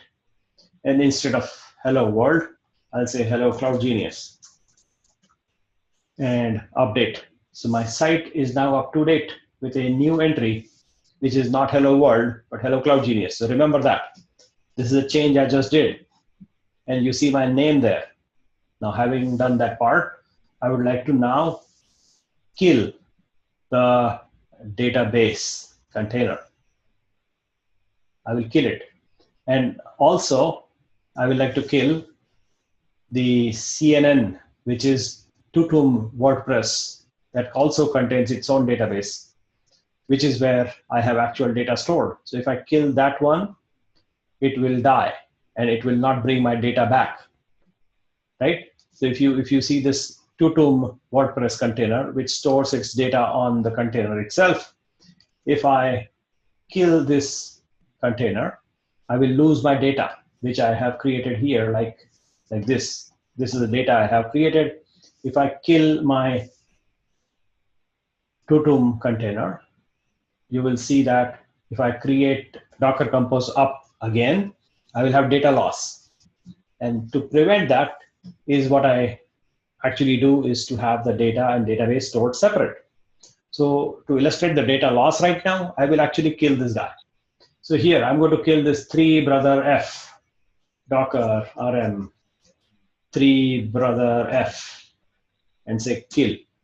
So it is dead, which means our CNN should not show us anything. So it will say unavailable because that container is dead.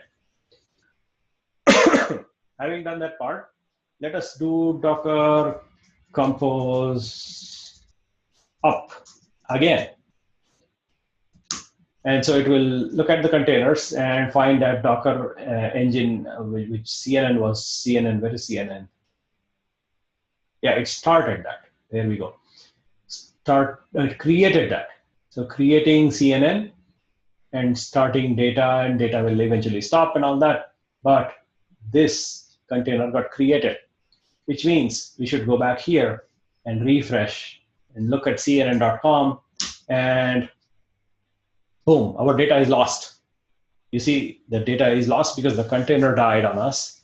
And as a result, we lost the data because the data was stored in the container, which is a bad idea, literally a bad idea. Don't store data in there.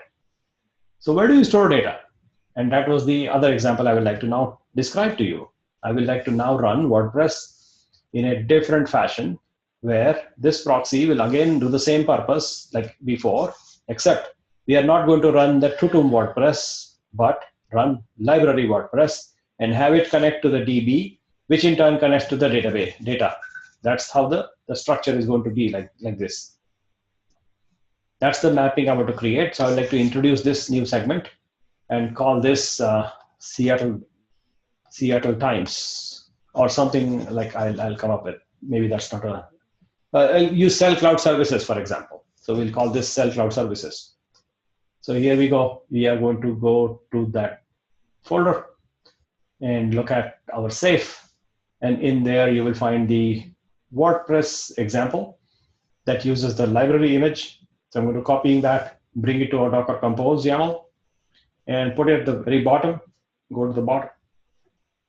At the very bottom, I'm going to make a new entry, paste it, and call this Cell Cloud Services. And in there, make a reference to the virtual host, cellcloudservices.com. And now I have this new container that runs library image WordPress, not the Tutum WordPress, which is also there, by the way. It's the Tutum WordPress running as cnn.com. So we'll leave it alone, not touch it. Go back here and say Docker Compose up. And this time it will pull Cell Cloud Services like there.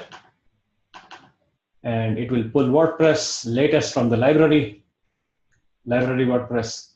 And then starting Docker file data, CNN is already up to date, Nginx already up to date, DB1 up to date, NY Times up to date, and created Cell Cloud Services container, which means we have multiple things running.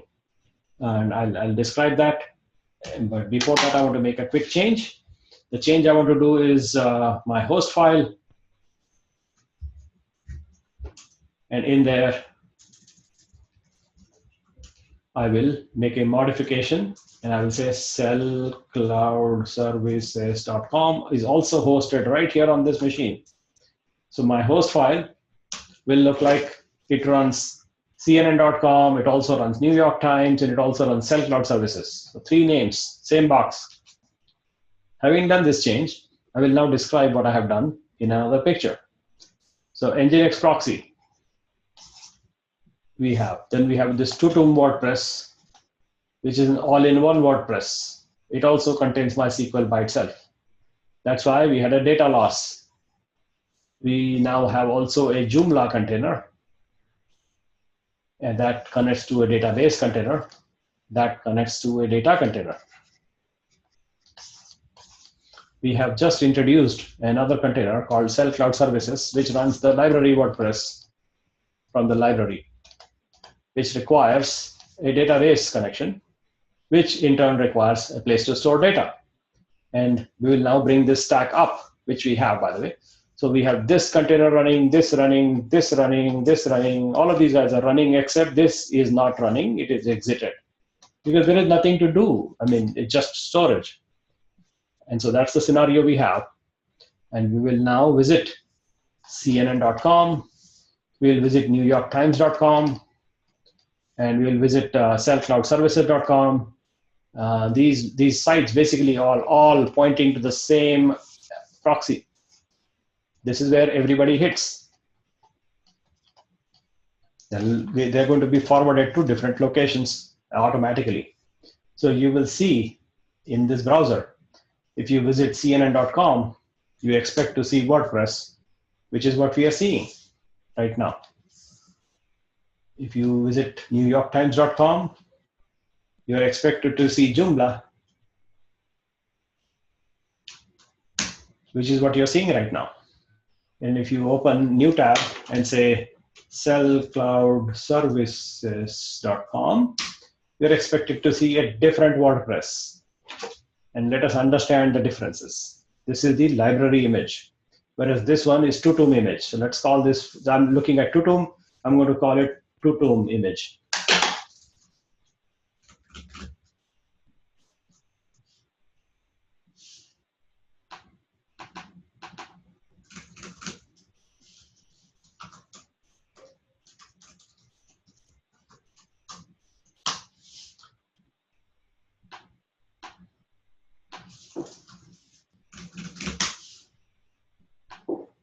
And so this is our Tutum website based on Tutum image, as you see here, Tutum. That's the CNN.com. But let us see this new installation. It's a different installation, as you can see. And the name here is going to be Mr. Salam.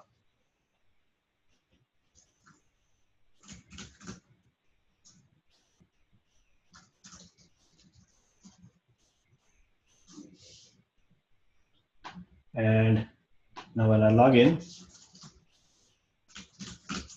I should see Mr. Salam's site right there, Salam. Whereas this is Tutum. And let us destroy some things here now. So Docker ES, you will see that it has the Set Cloud Services container, which is actually the library WordPress image, this one. You have Tutum WordPress, which I will destroy that also, which is running your CNN site. So I'll destroy this WordPress container right now, which is basically destroying this CD4A. So I will say docker rm -f CD4A, go bye-bye. And so our Cell Cloud services should be dead.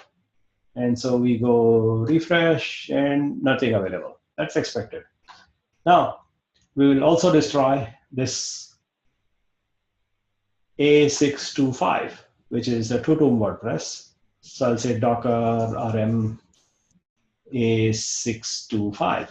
And this Tutum container also dies, which is this one, should be dead by now. And there it goes, died. Now, in our example, I want to make sure that I bring these back up. So I will say docker compose up. So they will come back up. And we'll go back to the CNN.com and refresh. And so you should see that it shows up with not Tutum, but WordPress. It's picking up. It'll show you a beginning point, WordPress, because it has data loss. It lost the data. Whereas in Cell Cloud services, if you refresh, you will see that it shows you Salam. Salam was intact. Why was it intact? Because it was storing the data away and not on the WordPress container itself. Whereas this box, well, the Tutum box was Tutum. No, don't use the word box. It is wrong. Use the word container. CNN container was running Tutum WordPress image, which is like all-in-one image, which is a bad way of doing things because if it dies, then you lose the data. You don't want to lose data. So that is how you don't run WordPress, but instead you run it like this. And in this example, what we did was we killed this one and we brought it back up and we had data loss, which is why we don't use this method. We use this other method, which is to create separate containers to hold separate things. So we were able to destroy this one and we brought back up and we did not run into any data loss at all whatsoever. Similarly, I would like to now destroy this guy also. And you will say that I'm losing my database, but don't worry, because I told you the data actually sits here. And so that is what we will see right now, as you will in this example. I am going to identify my MySQL container, which is the database server container. And I will kill this 5958, this box or this container. So docker rm -f 5958, go bye-bye. And I killed my database server container. And so my Tutum should still be running because it doesn't actually depend on the third-party database container. It depends on itself. So it did not die. And it is as it was. And in the Salam or Cell Cloud Services machine, we should not be able to see anything because the database is dead right now. So it will keep on spinning as it is spinning right now and not show you anything. And eventually show you failure to connect and all that. So back in here, we will start that Docker Compose up again, which is basically, okay, bring it up. And so here it recreated the Cell Cloud services. And your MySQL should also come up. Where is the MySQL?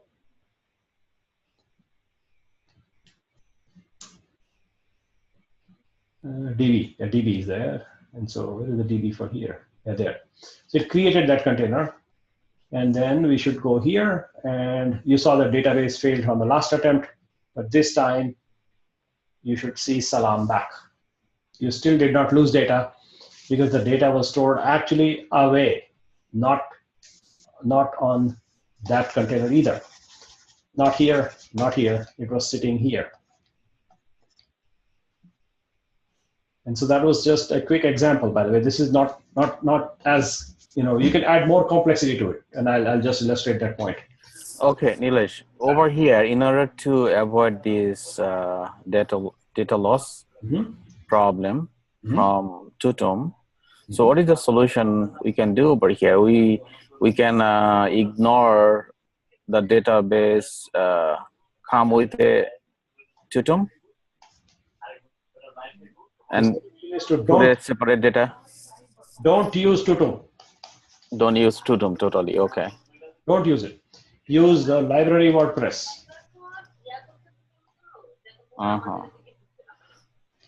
Use library MySQL. Separately. Yeah. And use a separate data container. And use Nginx proxy. So what is the purpose of using Tutum for?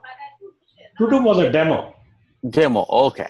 Yeah. Okay, gotcha. Makes sense. It's not the official image. It was a demo of all-in-one container. It's a demo. Demo of how to do bad things. Right. What is good or what is bad. Right? So it's a bad way of doing things. It also works. It is very easy. But that's not how you do things. That's not how you do things. So the idea is use separately. Yeah. Yep. So create a proxy, put your application, put your database, separate your data. Separate route. Basically keep things separate. Absolutely. Do one thing, do it really well inside an isolated container. That's the idea. Right? Do one thing, do it really, really well. So we are basically using a properly created image by the WordPress developers themselves. We will modify it a little bit to suit our taste. This is exactly what you see in Cloud Genius site. This is exactly what we're doing.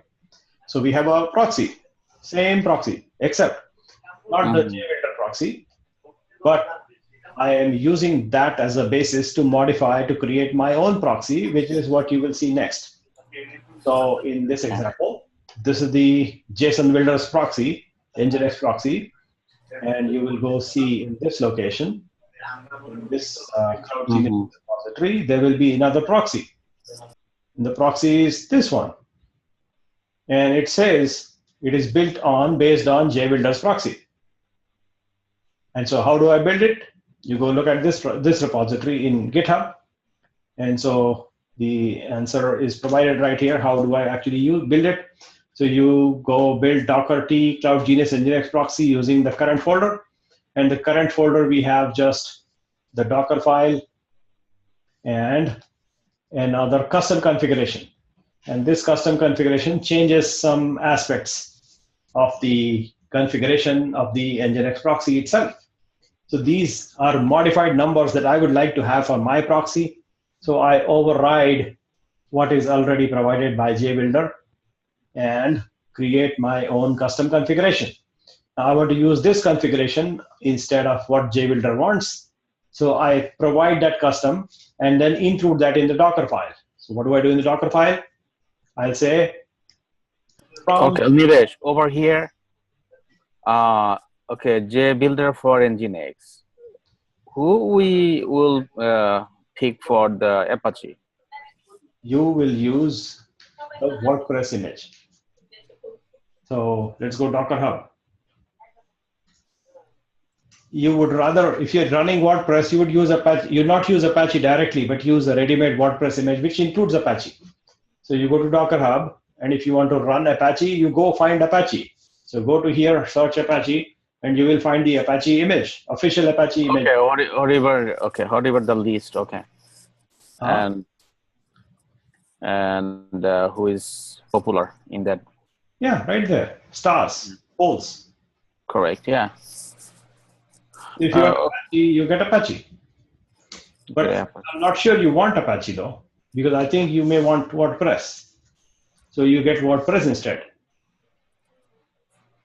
Like in order to run WordPress, do I need Apache or Nginx? You don't, because you already get it. So Oh, inside it comes in the package. Okay. comes in the packet. So you have WordPress image, which includes Apache, by the way. It includes LAP. LAP. Okay. LAP. Yeah. Okay. Got it now. All right. Yeah, you explained to that. Okay. Thank you. Yep. Uh-huh. So if you go look at the Docker file corresponding to this library image, WordPress, this image is built using another Docker file. By the way, this is not just one image, but there are tons and tons of images for every version. You can see them. And let us go identify the latest for Apache Docker file. So here's the latest. We'll go there and look at the Docker file itself. The Docker file, as you can see, for library WordPress, this Docker file uses another image. And that image is a PHP image and Apache. It's available from PHP builders, the language creators. And the WordPress image here uses the other image called PHP, and then make some modifications, make some updates, and then builds the image and runs Apache in foreground.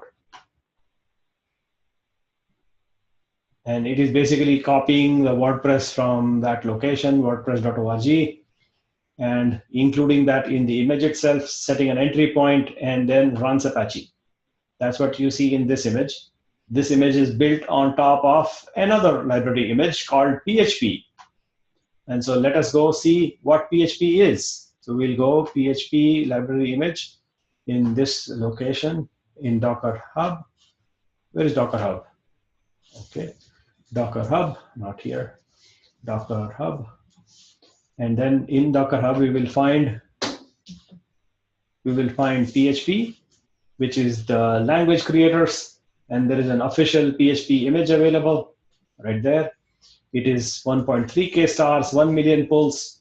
So we go to the PHP image itself. They will tell us how they have built the PHP image. And you can read the Docker file corresponding to the PHP image for this version of PHP 7, PHP 6, PHP 5, 5.6, 5.5, like that. So any version of PHP you want, you can get the appropriate Docker file.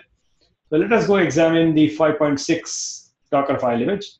So click that one, and it will show you the Docker file. In this PHP Docker file, you will see that this is built on top of Debian Jessie. And then it adds the PHP language itself. And that's how they have built the PHP image. Now, if you go look at the Debian Jessie image itself on Docker Hub, and look for the Jessie image in here, Jessie, Debian, Debian. And this image is the official Debian image, 5 million pulls. Let's go look at how they built the Debian image, and they will show you the Debian Jessie image Docker file was built from nothing, from scratch. And so now you understand the whole sequence of flow, how people are building images on top of images. So let us understand that one more time. At the very foundation, they have nothing. It is called Scratch, S-C-R-A-T-C-H. Out of Scratch, Debian people build the Debian image, Debian Jessie. And they add this thing called root file system tarball xz, and they run the bash command in there. So this root file system is provided in that repository in here, this one. So this is the Debian bootstrap file. That's how it begins booting up Debian operating system. Now, once that is available, then you have a Debian Jessie image. Now, what PHP guys do is they use this image as a layer on top of which they will add PHP and create the PHP Docker file, which will create a PHP image. And this is another image called Jesse from Debian. And then on PHP, you will find that WordPress guys come and they say, you know what, I will use this image to build my WordPress library image. And that's how the sequence is. Out of nothing or scratch, Debian people come and build the Debian image. PHP people come and build the PHP image.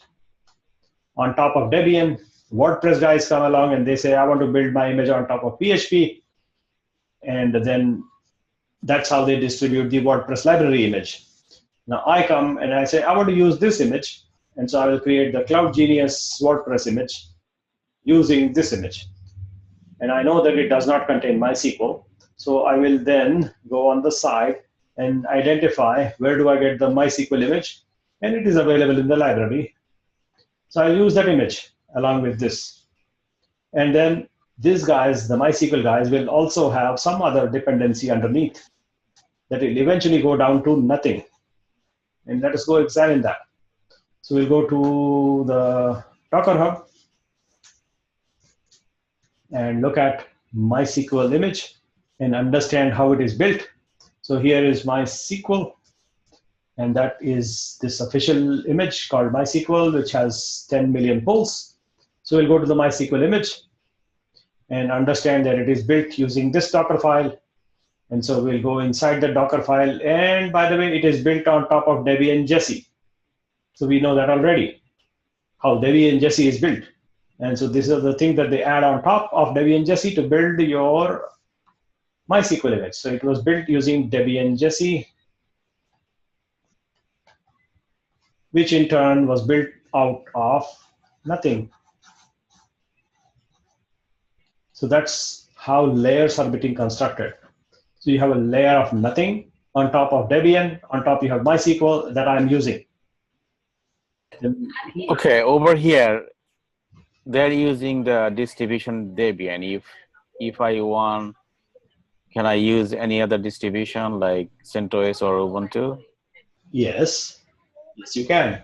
But why do you want to when they are giving you ready-made WordPress? No, I'm just saying, like, you know, like whatever the recommendation, whatever the building they're using the distribution, so better to go with that. If you want to use their library image, yes. Yes. Still, I can use that image to any other distribution also? Oh yes, yes. By the way, okay. I just want to clear that up. Okay. All of this we were running on Ubuntu. Yeah. Right. All of these things we are doing all things on Ubuntu. There is no Debian here.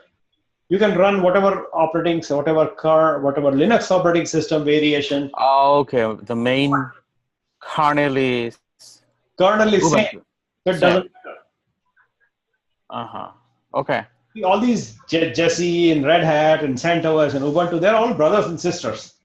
They're all the same family, right? So it doesn't even matter which one, this one or that one. It does. It's a matter of convenience and preference. I like this versus that. Whatever. Who cares? Correct. Yeah. Nobody does. It's a good learning scenario, Nilesh. I'm sorry, I'm asking so many questions. It's okay. I think. Go ahead. If you do not ask questions, then I feel bad about it. The more you talk, the more interesting it becomes for everybody. Otherwise, it becomes a boring person called Nilesh talking to all of you when nobody else participates. That's not what I want. I mean, I'm happy that you ask questions. Really happy. Thank you. All right. Okay. Thank you.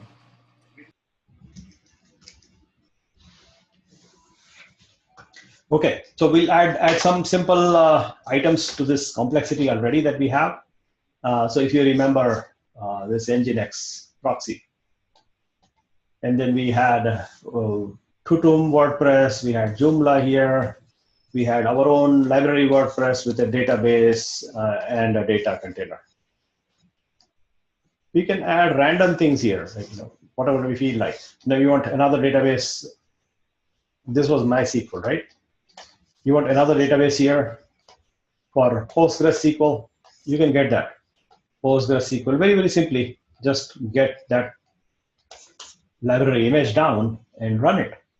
And so it may not be directly exposed to Nginx at all. We don't want that exposure.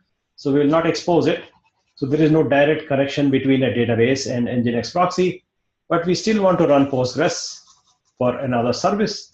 Let's say if you want to run Drupal here and have it connect to a Postgres database, we can do that totally easily. How do we do that? You go to this example where you have, I think, a Postgres example should be available somewhere. Let's see, there's a Postgres example there. So here, I'm using Postgres. So I'll just take that. And I would like to change my, instead of Drupal, I'll say Redmine. It's another application that I want to run in another container, which in turn connects to Postgres. That's what I would like to do. So I will take this Redmine example also. But before that, Postgres. So I'm copying Postgres, going to my Docker Compose YAML file at the bottom. At the very bottom, I will go down. Oops, I made a mistake. So closing it, not saving it. And Docker Compose YAML again. At the very bottom, I'm going to save the Postgres image that I have created, saving it.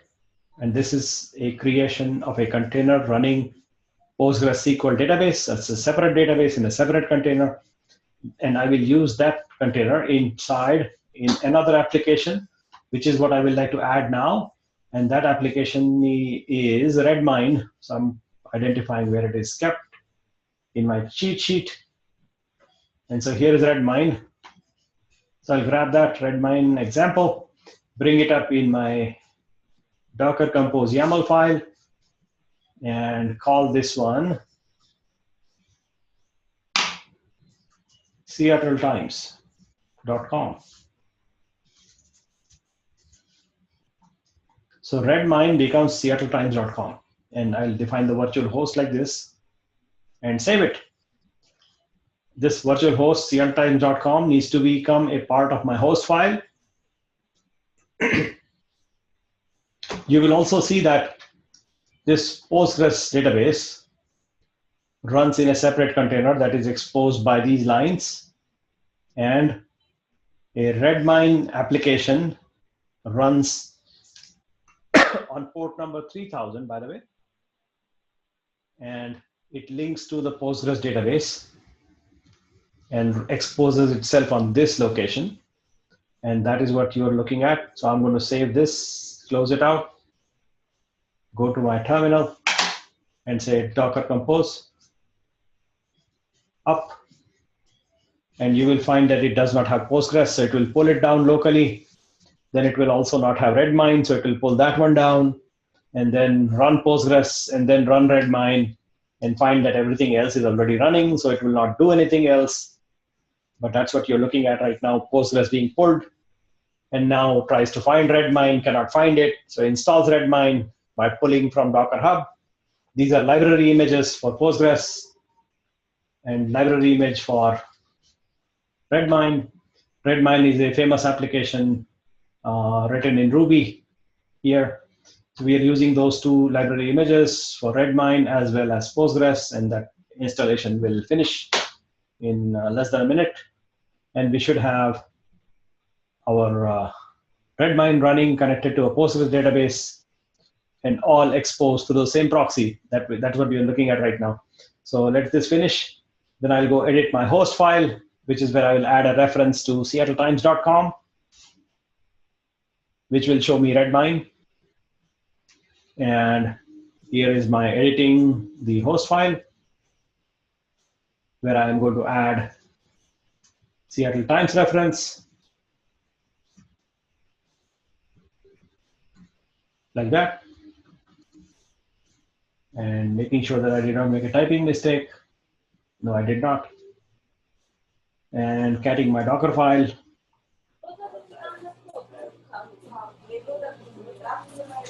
getting my Docker Compose file. Now, Nilesh, over here is digest. What is this? This look like a container number? Where are you looking at? Oh, this digest. Oh, that's the container number. Yes. Yeah. Okay. No. Sorry. This is not the container number. This is the image hash. This is the image hash. Image hash. Okay. So this image library Redmine image hash is matching this string SHA-256. SHA-2. Okay. SHA-2. SHA-2. So it is basically not SHA-2. SHA-256. SHA-256. Yeah. Matches the signature fingerprint of the library Redmine image and compares that. And if the image is invalid, it will fail. The image digest succeeded in matching what the library has stored, and that's this library Redmine image has this SHA hash. That's the way I created hash. Okay. So this long hash corresponds to the Postgres. Correct. Postgres SHA-256 hash for library Postgres. Okay. So now let us go see SeattleTimes.com. And you should see Redmine. And there it is. And this is a simple application that is useful for project management, bug tracking, things like that. So that's what you're looking at in Redmine, which shows up at Seattle Times. But that's besides the point. The point being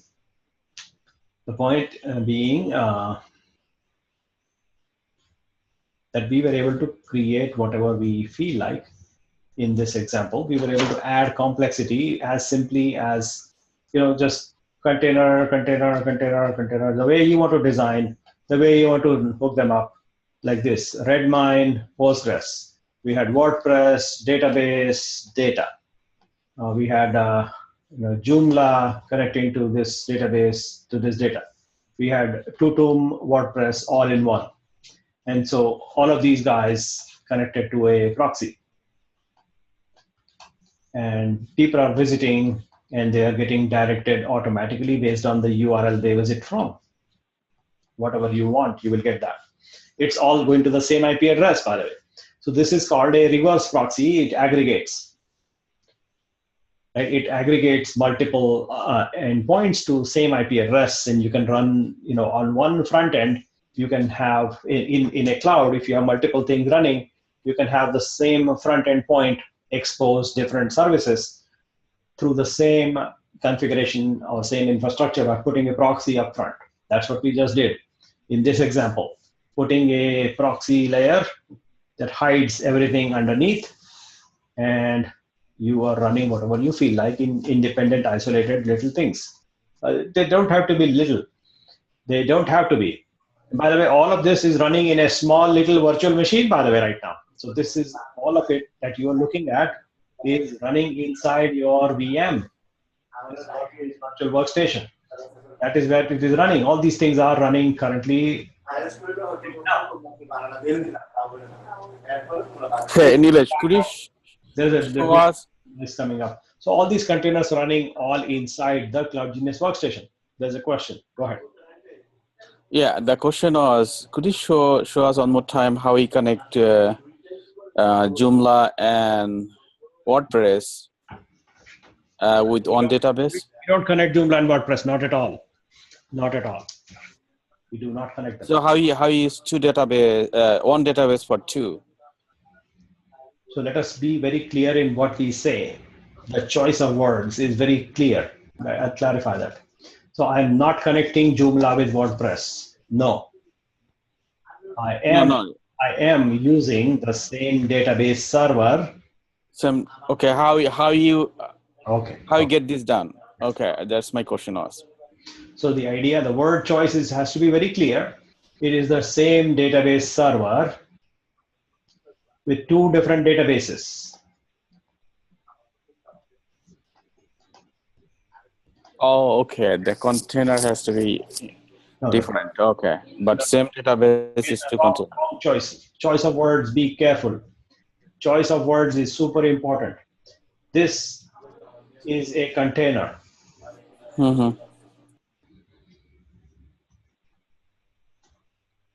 It runs your database server. In this example, MySQL server. It has a database, number one. Database number two, you can use this for Joomla, you can use this for WordPress. Okay? The data, we are storing it away, data container.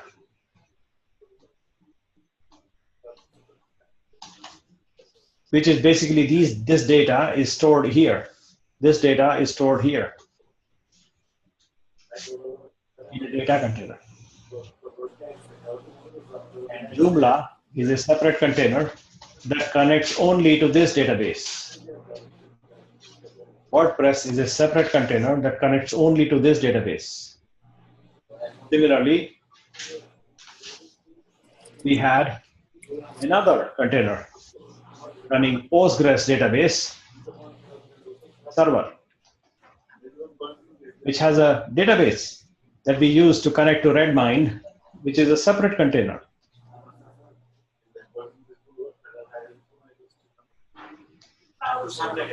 Right? That's the setup. You get that right? Yes, I did. Okay, that's excellent. Thank you so much. Okay. I got it. Yeah.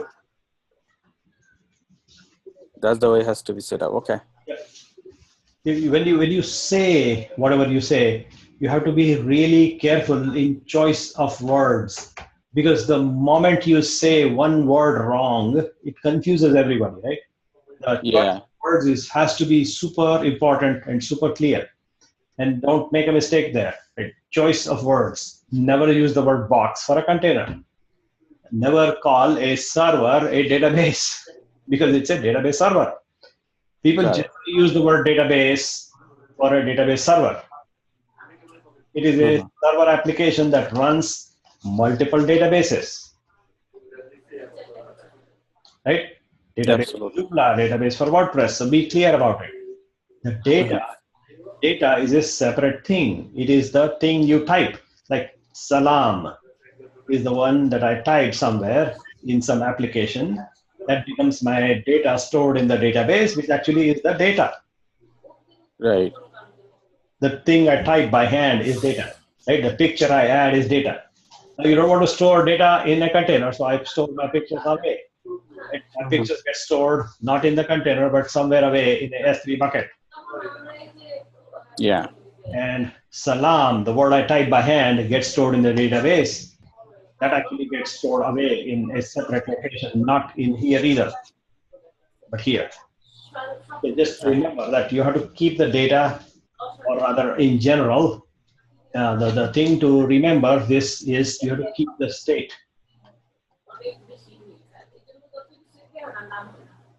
away. Make it stateless.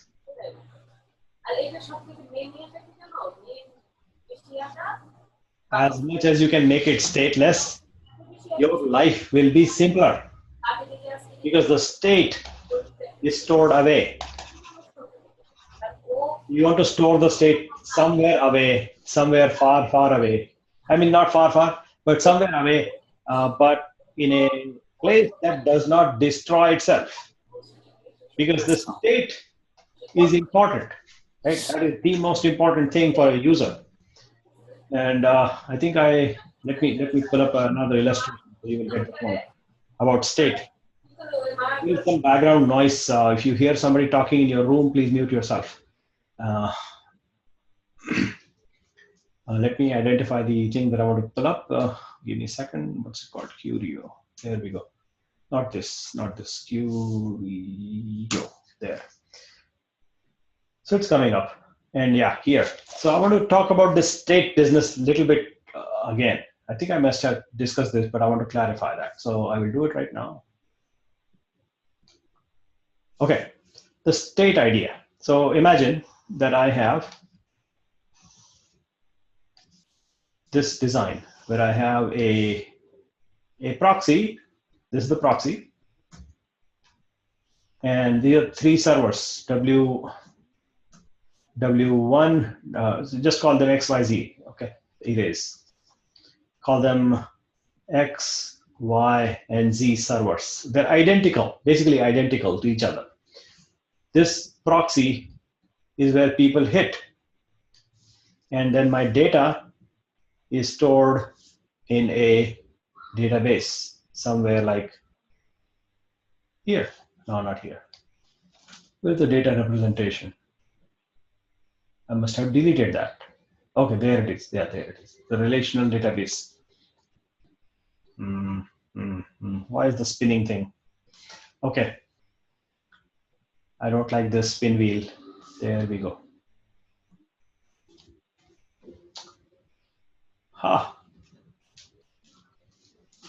I'm not touching that item again. But imagine that we have a, this sucks. This sucks. Okay. Come on, Curio, if you don't respond to me immediately, I will stop talking to you. There we have. So this thing came up, and this is where I store my database. Here, this is the DB. And so imagine now, this person who is my neighbor, and he uploads a picture to this site. The proxy will take care of it and say that, you know, you go to here, and this picture that he is sending up will get saved here. So the picture is somewhere here. Now, the problem with storing pictures on the container themselves is that these guys don't have it. They don't have the picture. That is a problem, because when I go there and I talk to my neighbor, he says, I have uploaded a picture of our, camping out there the last weekend. So why don't you go and look at the picture? I have uploaded it to this site here. And so I also go and I try to visit the site. Now, this proxy can be a load balancing proxy, very different from the proxy we just looked at. Our proxy was a aggregation proxy. In this example, I'm talking about a load balancing proxy. So it's a load balancer. And what I might get into is a scenario where I will get hit, and the proxy will assign me to maybe go to this box instead. So when I visit this site, the same site, I don't see my picture, the picture that my friend, my neighbor has uploaded, because the picture got saved here and not here. That is a problem, because I don't see the picture. I'll go talk to him, hey, where is your picture? I don't see it. And that is a problem of user experience. And you don't want that problem, because you want to actually create a scenario where a person sharing a picture with another person should be able to see it. Otherwise, what's the point? So if you share a picture and you put it here, this guy who happens to be assigned to this machine should also see the same picture here that is here. And you can accomplish this scenario, making the picture available to all these boxes at any time by a couple of different means. First one is to use an idea, which I have illustrated to you, is to never store the picture here at all to begin with. The moment somebody uploads a picture, the first thing you do is, you got the picture here? Okay, great. Thank you for sending me the picture. Let me just do a quick processing and take that picture out and put it in a bucket here. So I will move your picture, by the way, and put it here. And this is your S3 buckets, which are accessible through, let's say, oh man, I think there's a bug in here somewhere that hurts. It hurts me. Okay. So this CloudFront distribution will actually come and be standing in front of your S3 bucket and allows any user to see the picture directly. And that happens when you send the picture from here. When it gets first uploaded, you send it out, move it out of the game. Don't keep it here. Don't keep it here. That is it. Keeping here is a bad thing. you don't really want to deal with state. You want to let the state go away to another location, like S3, for example.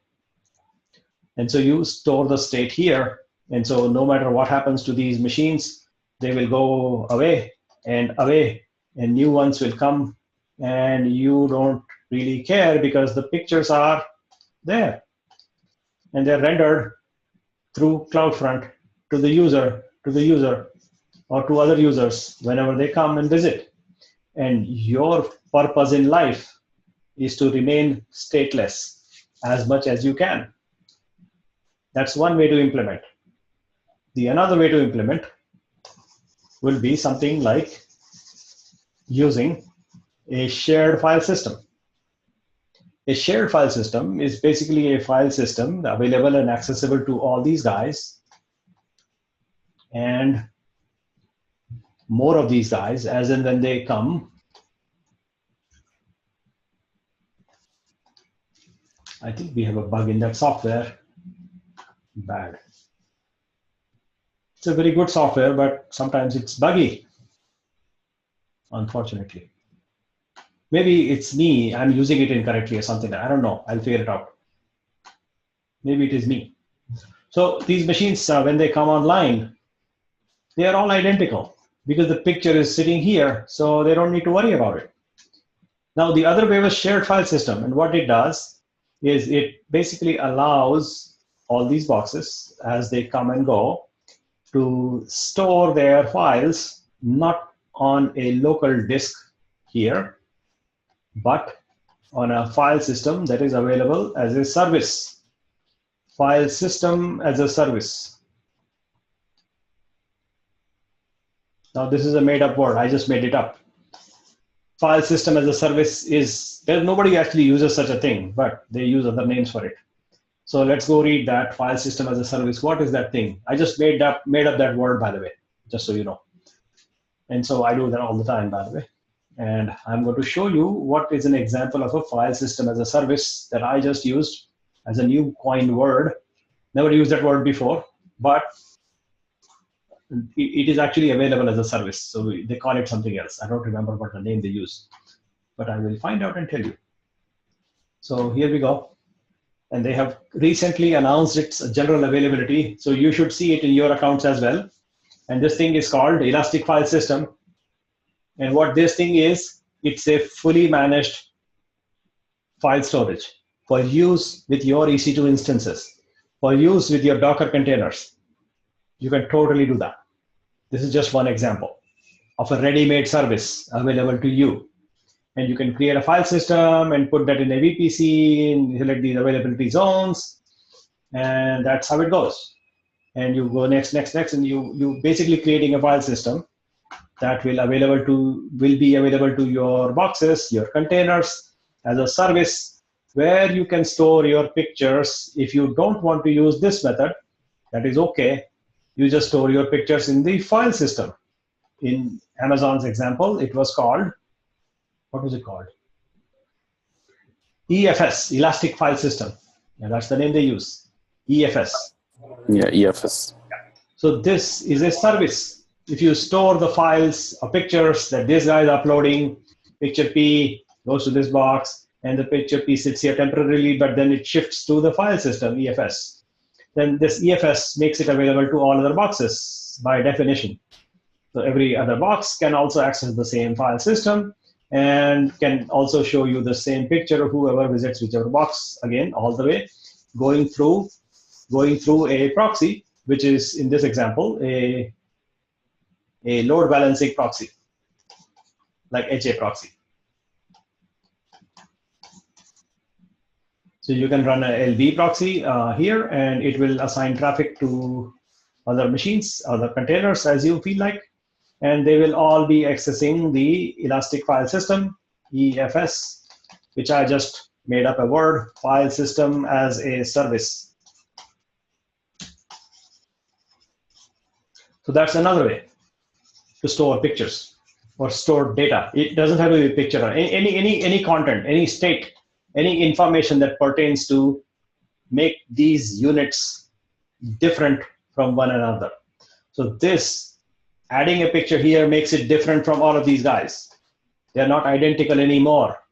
Our goal is to keep them identical so that if one of them dies, who cares? Who cares? I don't care. Let them die. And let them, just randomly, magically die. And I really, oops. I have to learn how to use this. I think I don't know anymore. How to not make that pop-up come again. Okay, that machine died, this machine died. I don't really care because they are identical. I can make some more. No big deal. And you can accomplish that state of flexibility by keeping your state away somewhere else, like here, S3 or elastic file system, right?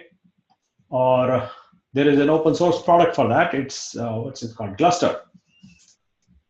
So this is the underlying software which is used to create elastic file system and things like that. It is developed by Red Hat and it is available here.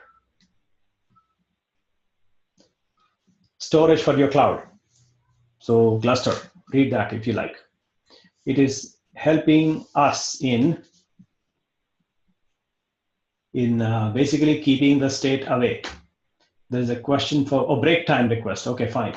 So let us take a break time after one quick idea that I want to describe, and then we'll take a short break. So the idea is, we talked about pictures and then not storing them here, but instead store them away, store them somewhere away. That's one idea. About pictures, music, any object, any file you want to send, keep it separate, keep it away. That's one idea. The other idea I want to close on before I take a break was the fact that sometimes people type by hand.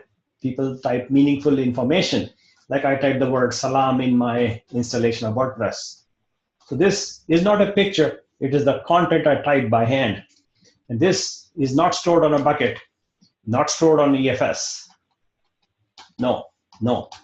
But instead gets stored in a database, in a database server. And so that, by definition, in this layout, is separate from your machines that are identical in nature, and they are basically replicas of each other. So one of them dies, no problem, because the data is here. The word SALAM that I typed by hand is actually sitting in a database inside a database server. So it is a different game altogether. Not these boxes. Typically in context of cloud, you will have database as a service, like relational databases as a service available to us. In this example, we are talking about RDS, which is another service available from these guys.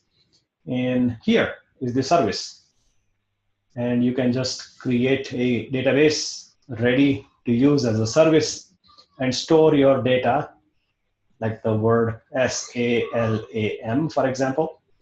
That's the data that I'm storing, and I'm giving it to this load balancer, which is transferring me to this machine, which in turn will process the data and put that in the database.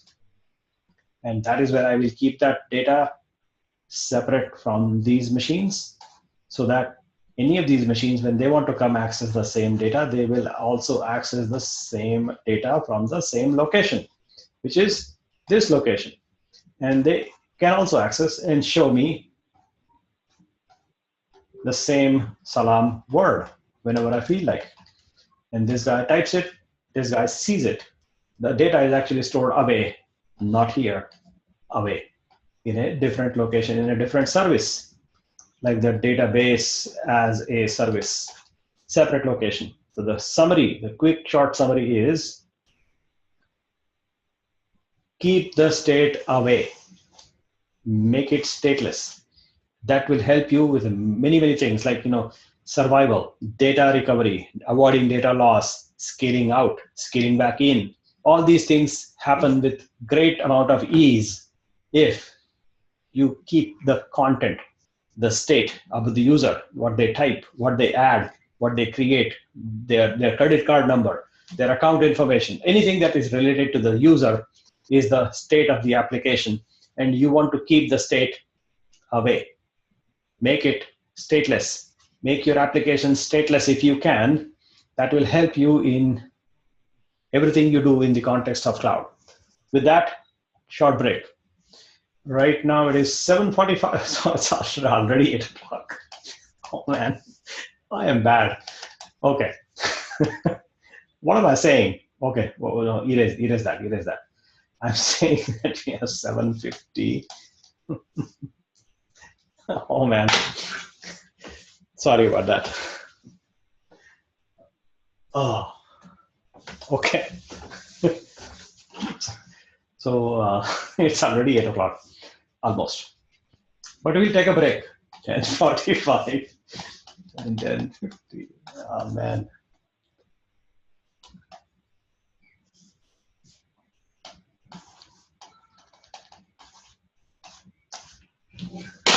So are you guys bored of me yet or not yet?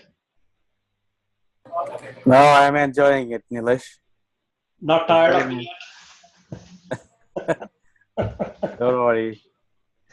We are here for learn. Oh man, thank you. I would be tired of myself by now. I just don't. I bet so. Actually, a lot of fun. Sorry, say that again. I said it's actually a lot of fun, so it's fun. I think we have to define the word fun again. Oh man, if you find this is funny, that is crazy. I guess you are as crazy as I am. I guess that's what it means. I guess so. I see you guys. So I'll take a few minute break and I'll be back.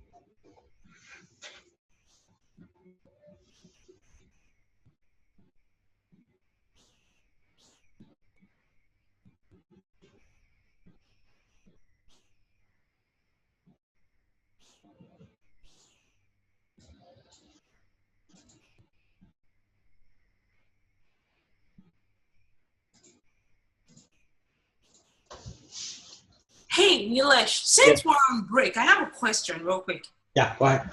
So your website runs out of a Docker container, right? Yeah. Does it mean that you leave it up running all the time, 7 hours, 24 days a week? 7 days, 24 hours a week. And you only bring it down when you need to do like an upgrade or something. Or you need to, I don't know, one of the maintenance tasks that you might have to do. Is that the only time you bring it down? No. I guess what I'm trying to figure out is if you're running an application out of a container, does it mean you just leave it up running all the time? Yeah, you leave it running all the time. Yeah, nothing wrong with that. So here is the scenario. You have some application running like this.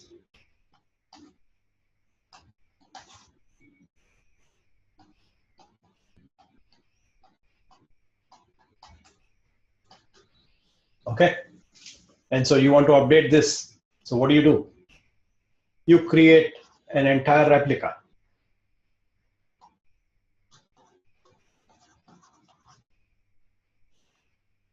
And migrate over. No migration. No migration either. So this is the prime, proxy prime, 1 prime, 2 prime, 3 prime. It's basically a different implementation of the exact same architecture, right? The exact same architecture implemented in some other location, right? Right. And then you begin taking a database backup and restore it, taking your files back up and restore them. Now you have a replica.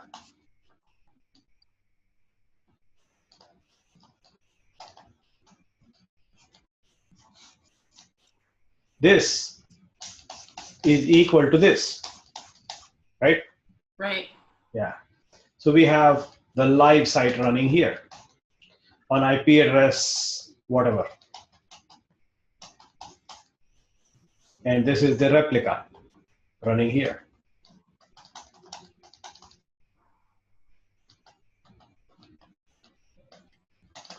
The same design, same everything.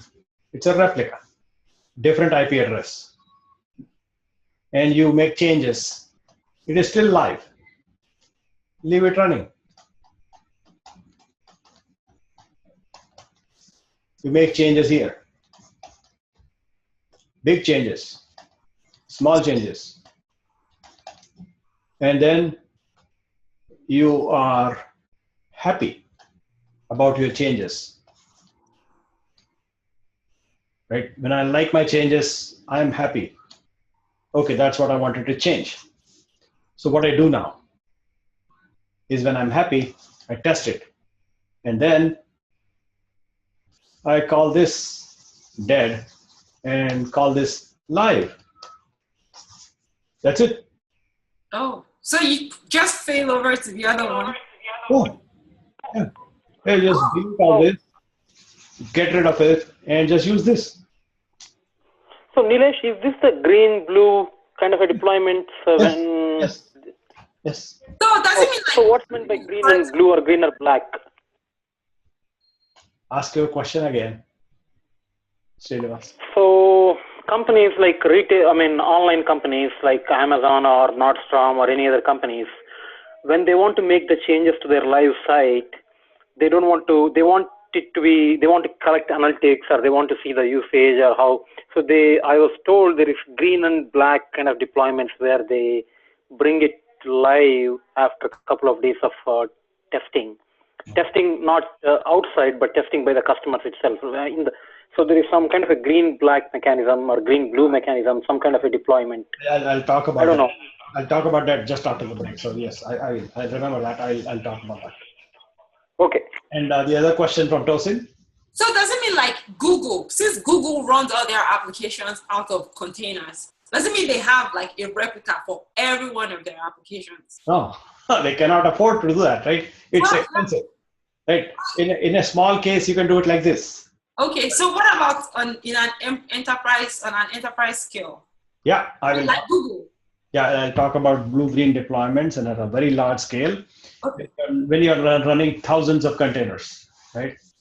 C1, C2, C3, like that. C1000. Thousands of containers doing the same thing. Google, right? Let's say Google or Amazon.com, big one, gigantic.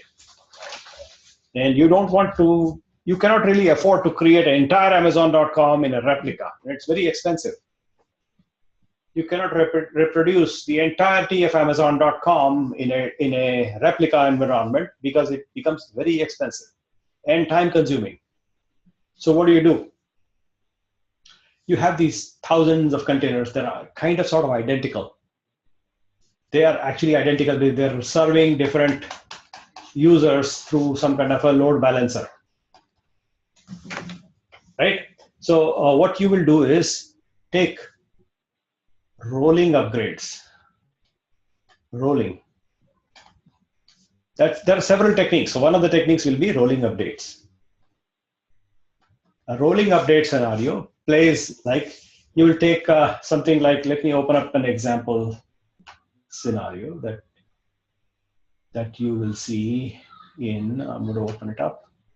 See if I can pull up something to show you.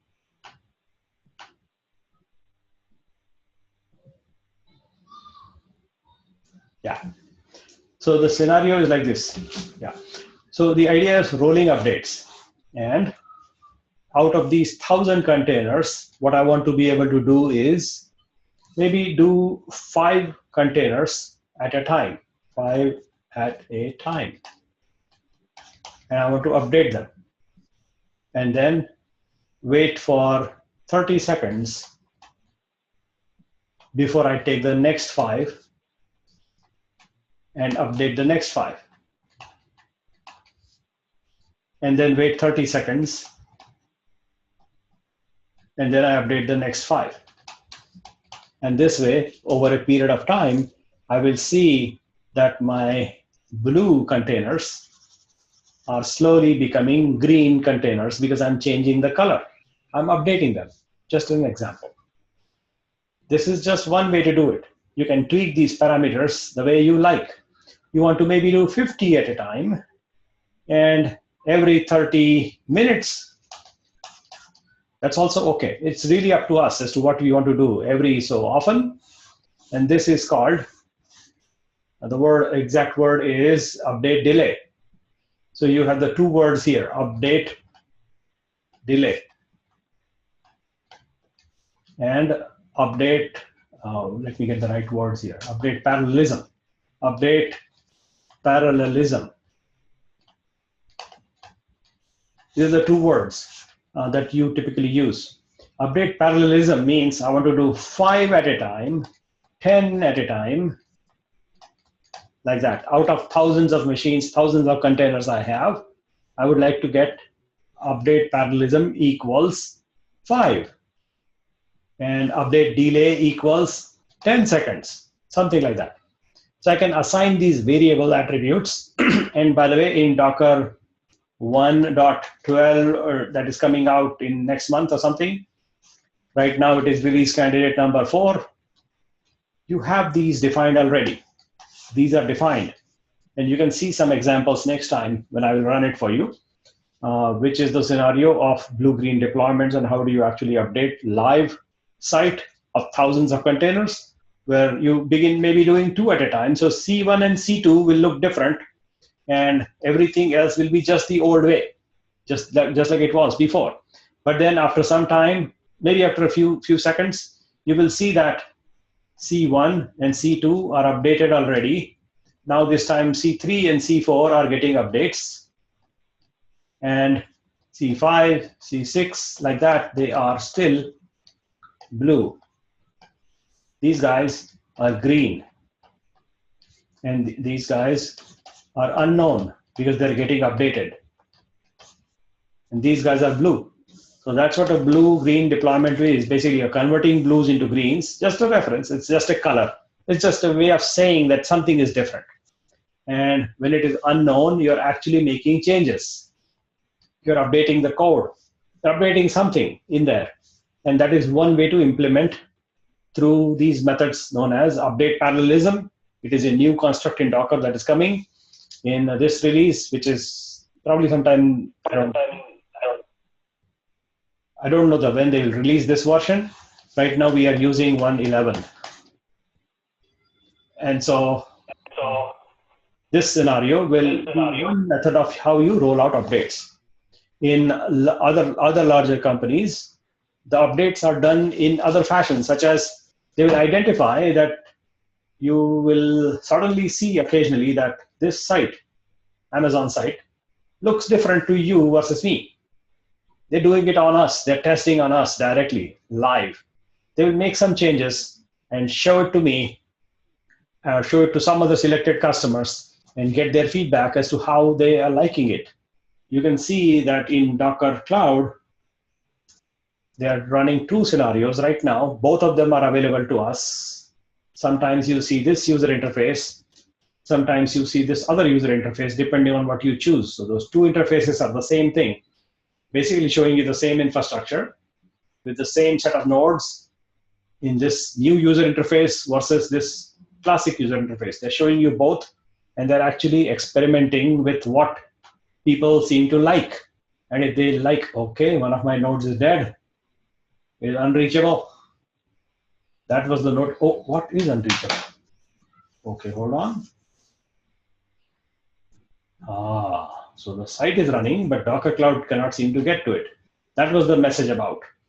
Okay, so the point being, people like, especially large companies like Amazon or Microsoft or Google will test out changes to their application to a targeted group of users and see how the users respond.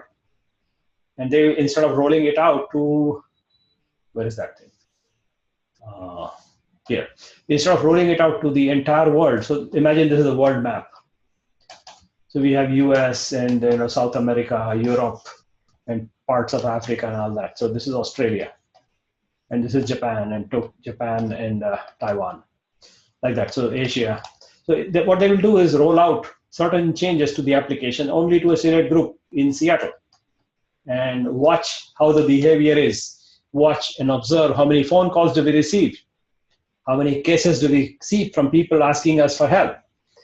Is there a scenario that is interesting to that particular audience? And if you find that that particular audience seems to like it, maybe we roll it out to other parts of the US and have this group also enjoy the same new experience. If everybody seems to like it, you will then slowly roll it out to everybody in the country, in the US, and slowly over the world. That's how you will decide to roll your upgrades. So in that scenario, the automation of update parallelism is not mathematical in nature, but decided by a person that focuses a target group of people will receive a different experience, basically receive a different set of application sets. So maybe C67 and C68, those two containers are responsible for traffic in the Seattle area. So these two machines, these two containers, I will update only for that market and wait for the automation, and not even actually automate, but just observe and watch how the updates are happening and how the users that are consuming that data from those two containers are finding the application itself. Is that useful or not? Is that interesting or not? Does it accomplish the business goal we have or not? And if that business goal is not met, they will roll it back to the way it was and go back to the old experience. And that's where the scenario of manually controlling updates in your infrastructure happens, where people, especially when they're dealing with people, when the application is dealing with people directly, it is important that you do it roll out very carefully by meticulously looking at each and every customer base, group or segment, and then roll out slowly as to what you want to be able to accomplish, get their feedback, see how they like it, and then release, as opposed to automating it through Docker. You can actually automate and every 5 seconds do the update, and it will just do it without receiving feedback from the customer, which can be bad. So for automation, it is a good thing, but not all automation can be good. So you have to be careful.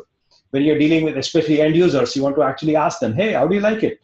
And if they say, yes, I like it, then you want to expand the market and expand your scope of updates to other customers slowly. And in smaller examples, it is very simple. You just make a replica and off you go. It's very, very easy to do without any downtime. Actually, there is zero downtime. But in larger scenarios, you want to do it part by part, slowly, and understand the impact. And if things go wrong, roll back. Go back to how it was, so that people are at least happy for the time being, while you keep on working in a test situation and identify the problem and solve them, and then roll out again and see how people respond. If the response is good, you keep expanding that to other containers, other scenarios, other geographies, and make everybody happier than they were before. If you're making people unhappier, which is a bad thing, don't do it. Just roll back. Go back to how it was before. At least keep the state of happiness as it was before we introduce changes that are actually negative. Like, I actually don't like the Docker changes that they are making here. So the new experience I actually dislike. This experience I don't seem to actually enjoy. But that's just me complaining as a user. Whatever. They don't care about me. They care about large numbers of users who use their services. And I somehow have developed a distaste for Docker Cloud. This is a service, by the way. Don't take me saying that I dislike Docker. I'm just saying this service. This is a Tutum service, by the way. Tutum service. I don't seem to like it anymore. I used to like it, but ever since that downtime came the other day, 2 days ago or something, I don't know how many days ago, but there was a downtime, you remember? DNS outage. At that time, I stopped liking it anymore. I still use it, but I will figure out a way that I remove dependencies on anything that will take me down. And so I will identify new tricks and techniques to go away, not from Docker, but from this service, which is, by the way, a commercial service. This service is, Docker Cloud is commercial, and you have an account. You should actually, if you don't, they give you free services also. So you should get that. There is an account you can create and make use of, and we will play that scenario maybe next time or maybe time after next. There's a question there from Mohammed Salam. Okay, that's good. So yeah, Salam got impacted by hackers, and so Amazon took care of Salam. That is nice. Good. Okay, so we should continue our discussion next time, which is, when is the next time? Calendar. And the next time is Friday, 22nd. Okay, so we will meet Friday, 22nd at 5 o'clock Pacific time.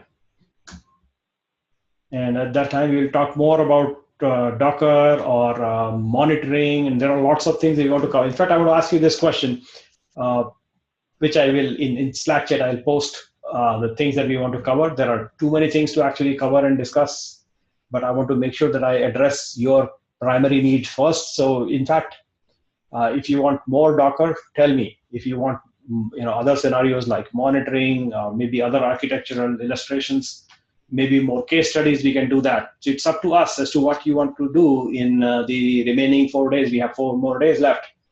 And there are tons and tons of things to discuss and cover, but it really boils down to what you want to be able to cover and address. So tell me what you would like us to cover, and I will focus on that.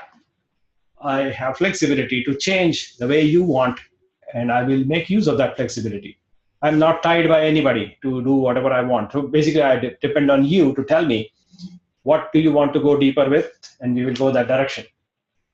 The choices that we have on Docker in depth versus understanding a variety of use cases in terms of case studies that we have on those illustrations that we saw the last time, like Netflix illustrations, or this Amazon has a ton of cases that they have defined in terms of reference architecture. We can go do this, or we can go study Microsoft's example in here, or go deeper with the latest version of Docker, like you saw me describe briefly in our write-up. I just did that. So you have to tell me. You have to please tell me in chat what would you like to cover, and so please chat away and speak your mind.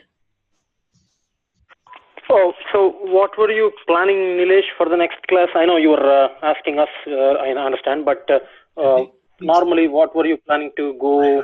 I usually go over the architectural diagrams and helping people understand a variety of cases in terms of how different industries, different application sets are laid out in the context of cloud architecture. That's what we typically cover. But I have been hearing that you want to know more about Docker, which is understandable. So I have no problem doing that. My typical flow is to make you understand variety of scenarios of implementation of variety of different types of applications, such as these illustrations that you see right now. So there are lots of things to discuss here itself, and it will consume more than 4 days, by the way. So it's up to us. Do you want to go deeper in a variety of examples for video on demand, media streaming, line of business, DevOps, e-commerce, storage, gaming, financial services? There are a variety of cases that we can pull up and understand how would a bank run their operations, how will a large company will enable disaster recovery scenarios and things of that nature. That's one way to spend our time, which is what we typically do. Alternatively, what I'm hearing from some of you is you want to go deeper, some more Docker. So I think I can totally accommodate both actually. So we can do both. I'll incorporate some newer techniques that are coming out from Docker, which I think are interesting because they are 112 RC4. Let me paste a link for you to read. And so that will help you understand what this thing is called Docker Swarm Mode, which is, where is Swarm Mode? You should read that before you make your mind. So here is what you should read. And this is pre-release information, so it is not yet released. So Salam says he wants to cover scalable application on AWS, Azure, and Google Cloud as well as Docker. Okay, I will address to the extent we can. Yes, this Swarm Mode is a new thing coming up. It is not released, so some of these things do not work. By the way, as you know, it is not ready. But we have to understand that and use whatever is available. That is something that may become more interesting as you read on this article that was published recently by Docker. We'll also cover scalability application examples like an AWS, Google Cloud. So basically any cloud, doesn't matter which cloud. So we'll do that. And is this of interest to you in terms of understanding business cases of running a variety of applications in different industries as applied to cloud scenarios? If that is of interest, we will do that. But I need to know. So we'll cover these things if you're interested. That's what we typically do, by the way. So tell me. Yeah, we already went through Netflix, but it would be nice for us to go through another case study. Okay. So I understand. So we'll do some cases, we'll do some scalability, and so yes, please what? Yes, please what, Salam? Yes, please do what? Okay. As she said, like. I got it. So yes, you want to understand industry perspectives, which I will cover, and then and also if you can go through any of those scalable architecture that Azure has. Yes. So we will build our VPC using Terraform, which will show you scalability and all the components. If you remember the very first cloud technologies, we did a lot of things by hand. We will automate that piece. I have an exercise. You know how you never demonstrate with us by using the Terraform. I was personally trying to use it, but my machine got corrupted. I couldn't get out. I understand. So I had to delete that machine. I started using the one you just downloaded it. Okay. No worries. Understand. Okay. So I'm going to prepare like that and making sure that you get the creation of a VPC through automation. We will also cover case examples like we did here in this illustration, as well as the Amazon illustrations. We'll cover these cases and also look at the upcoming Docker capabilities, which are new in 1.12. And there are lots of new things actually, end-to-end encryption, service discovery, creating a swarm of nodes, and portability, and all those things are coming up as new feature sets that you can read more about here. This is pre-release, so not everything works, but that's how life is. So this is Swarm Mode is release candidate feature, red line, you see that. So just be aware of that. This is not a part of your virtual machine because I'm not including it because it is not ready yet, but that's okay. We'll figure it out. So we'll see you again Friday, 5 o'clock Pacific. Thank you, guys. All right. Thank you, everybody. Have a good night. Thank you. Thanks, Nilesh and everyone. Bye.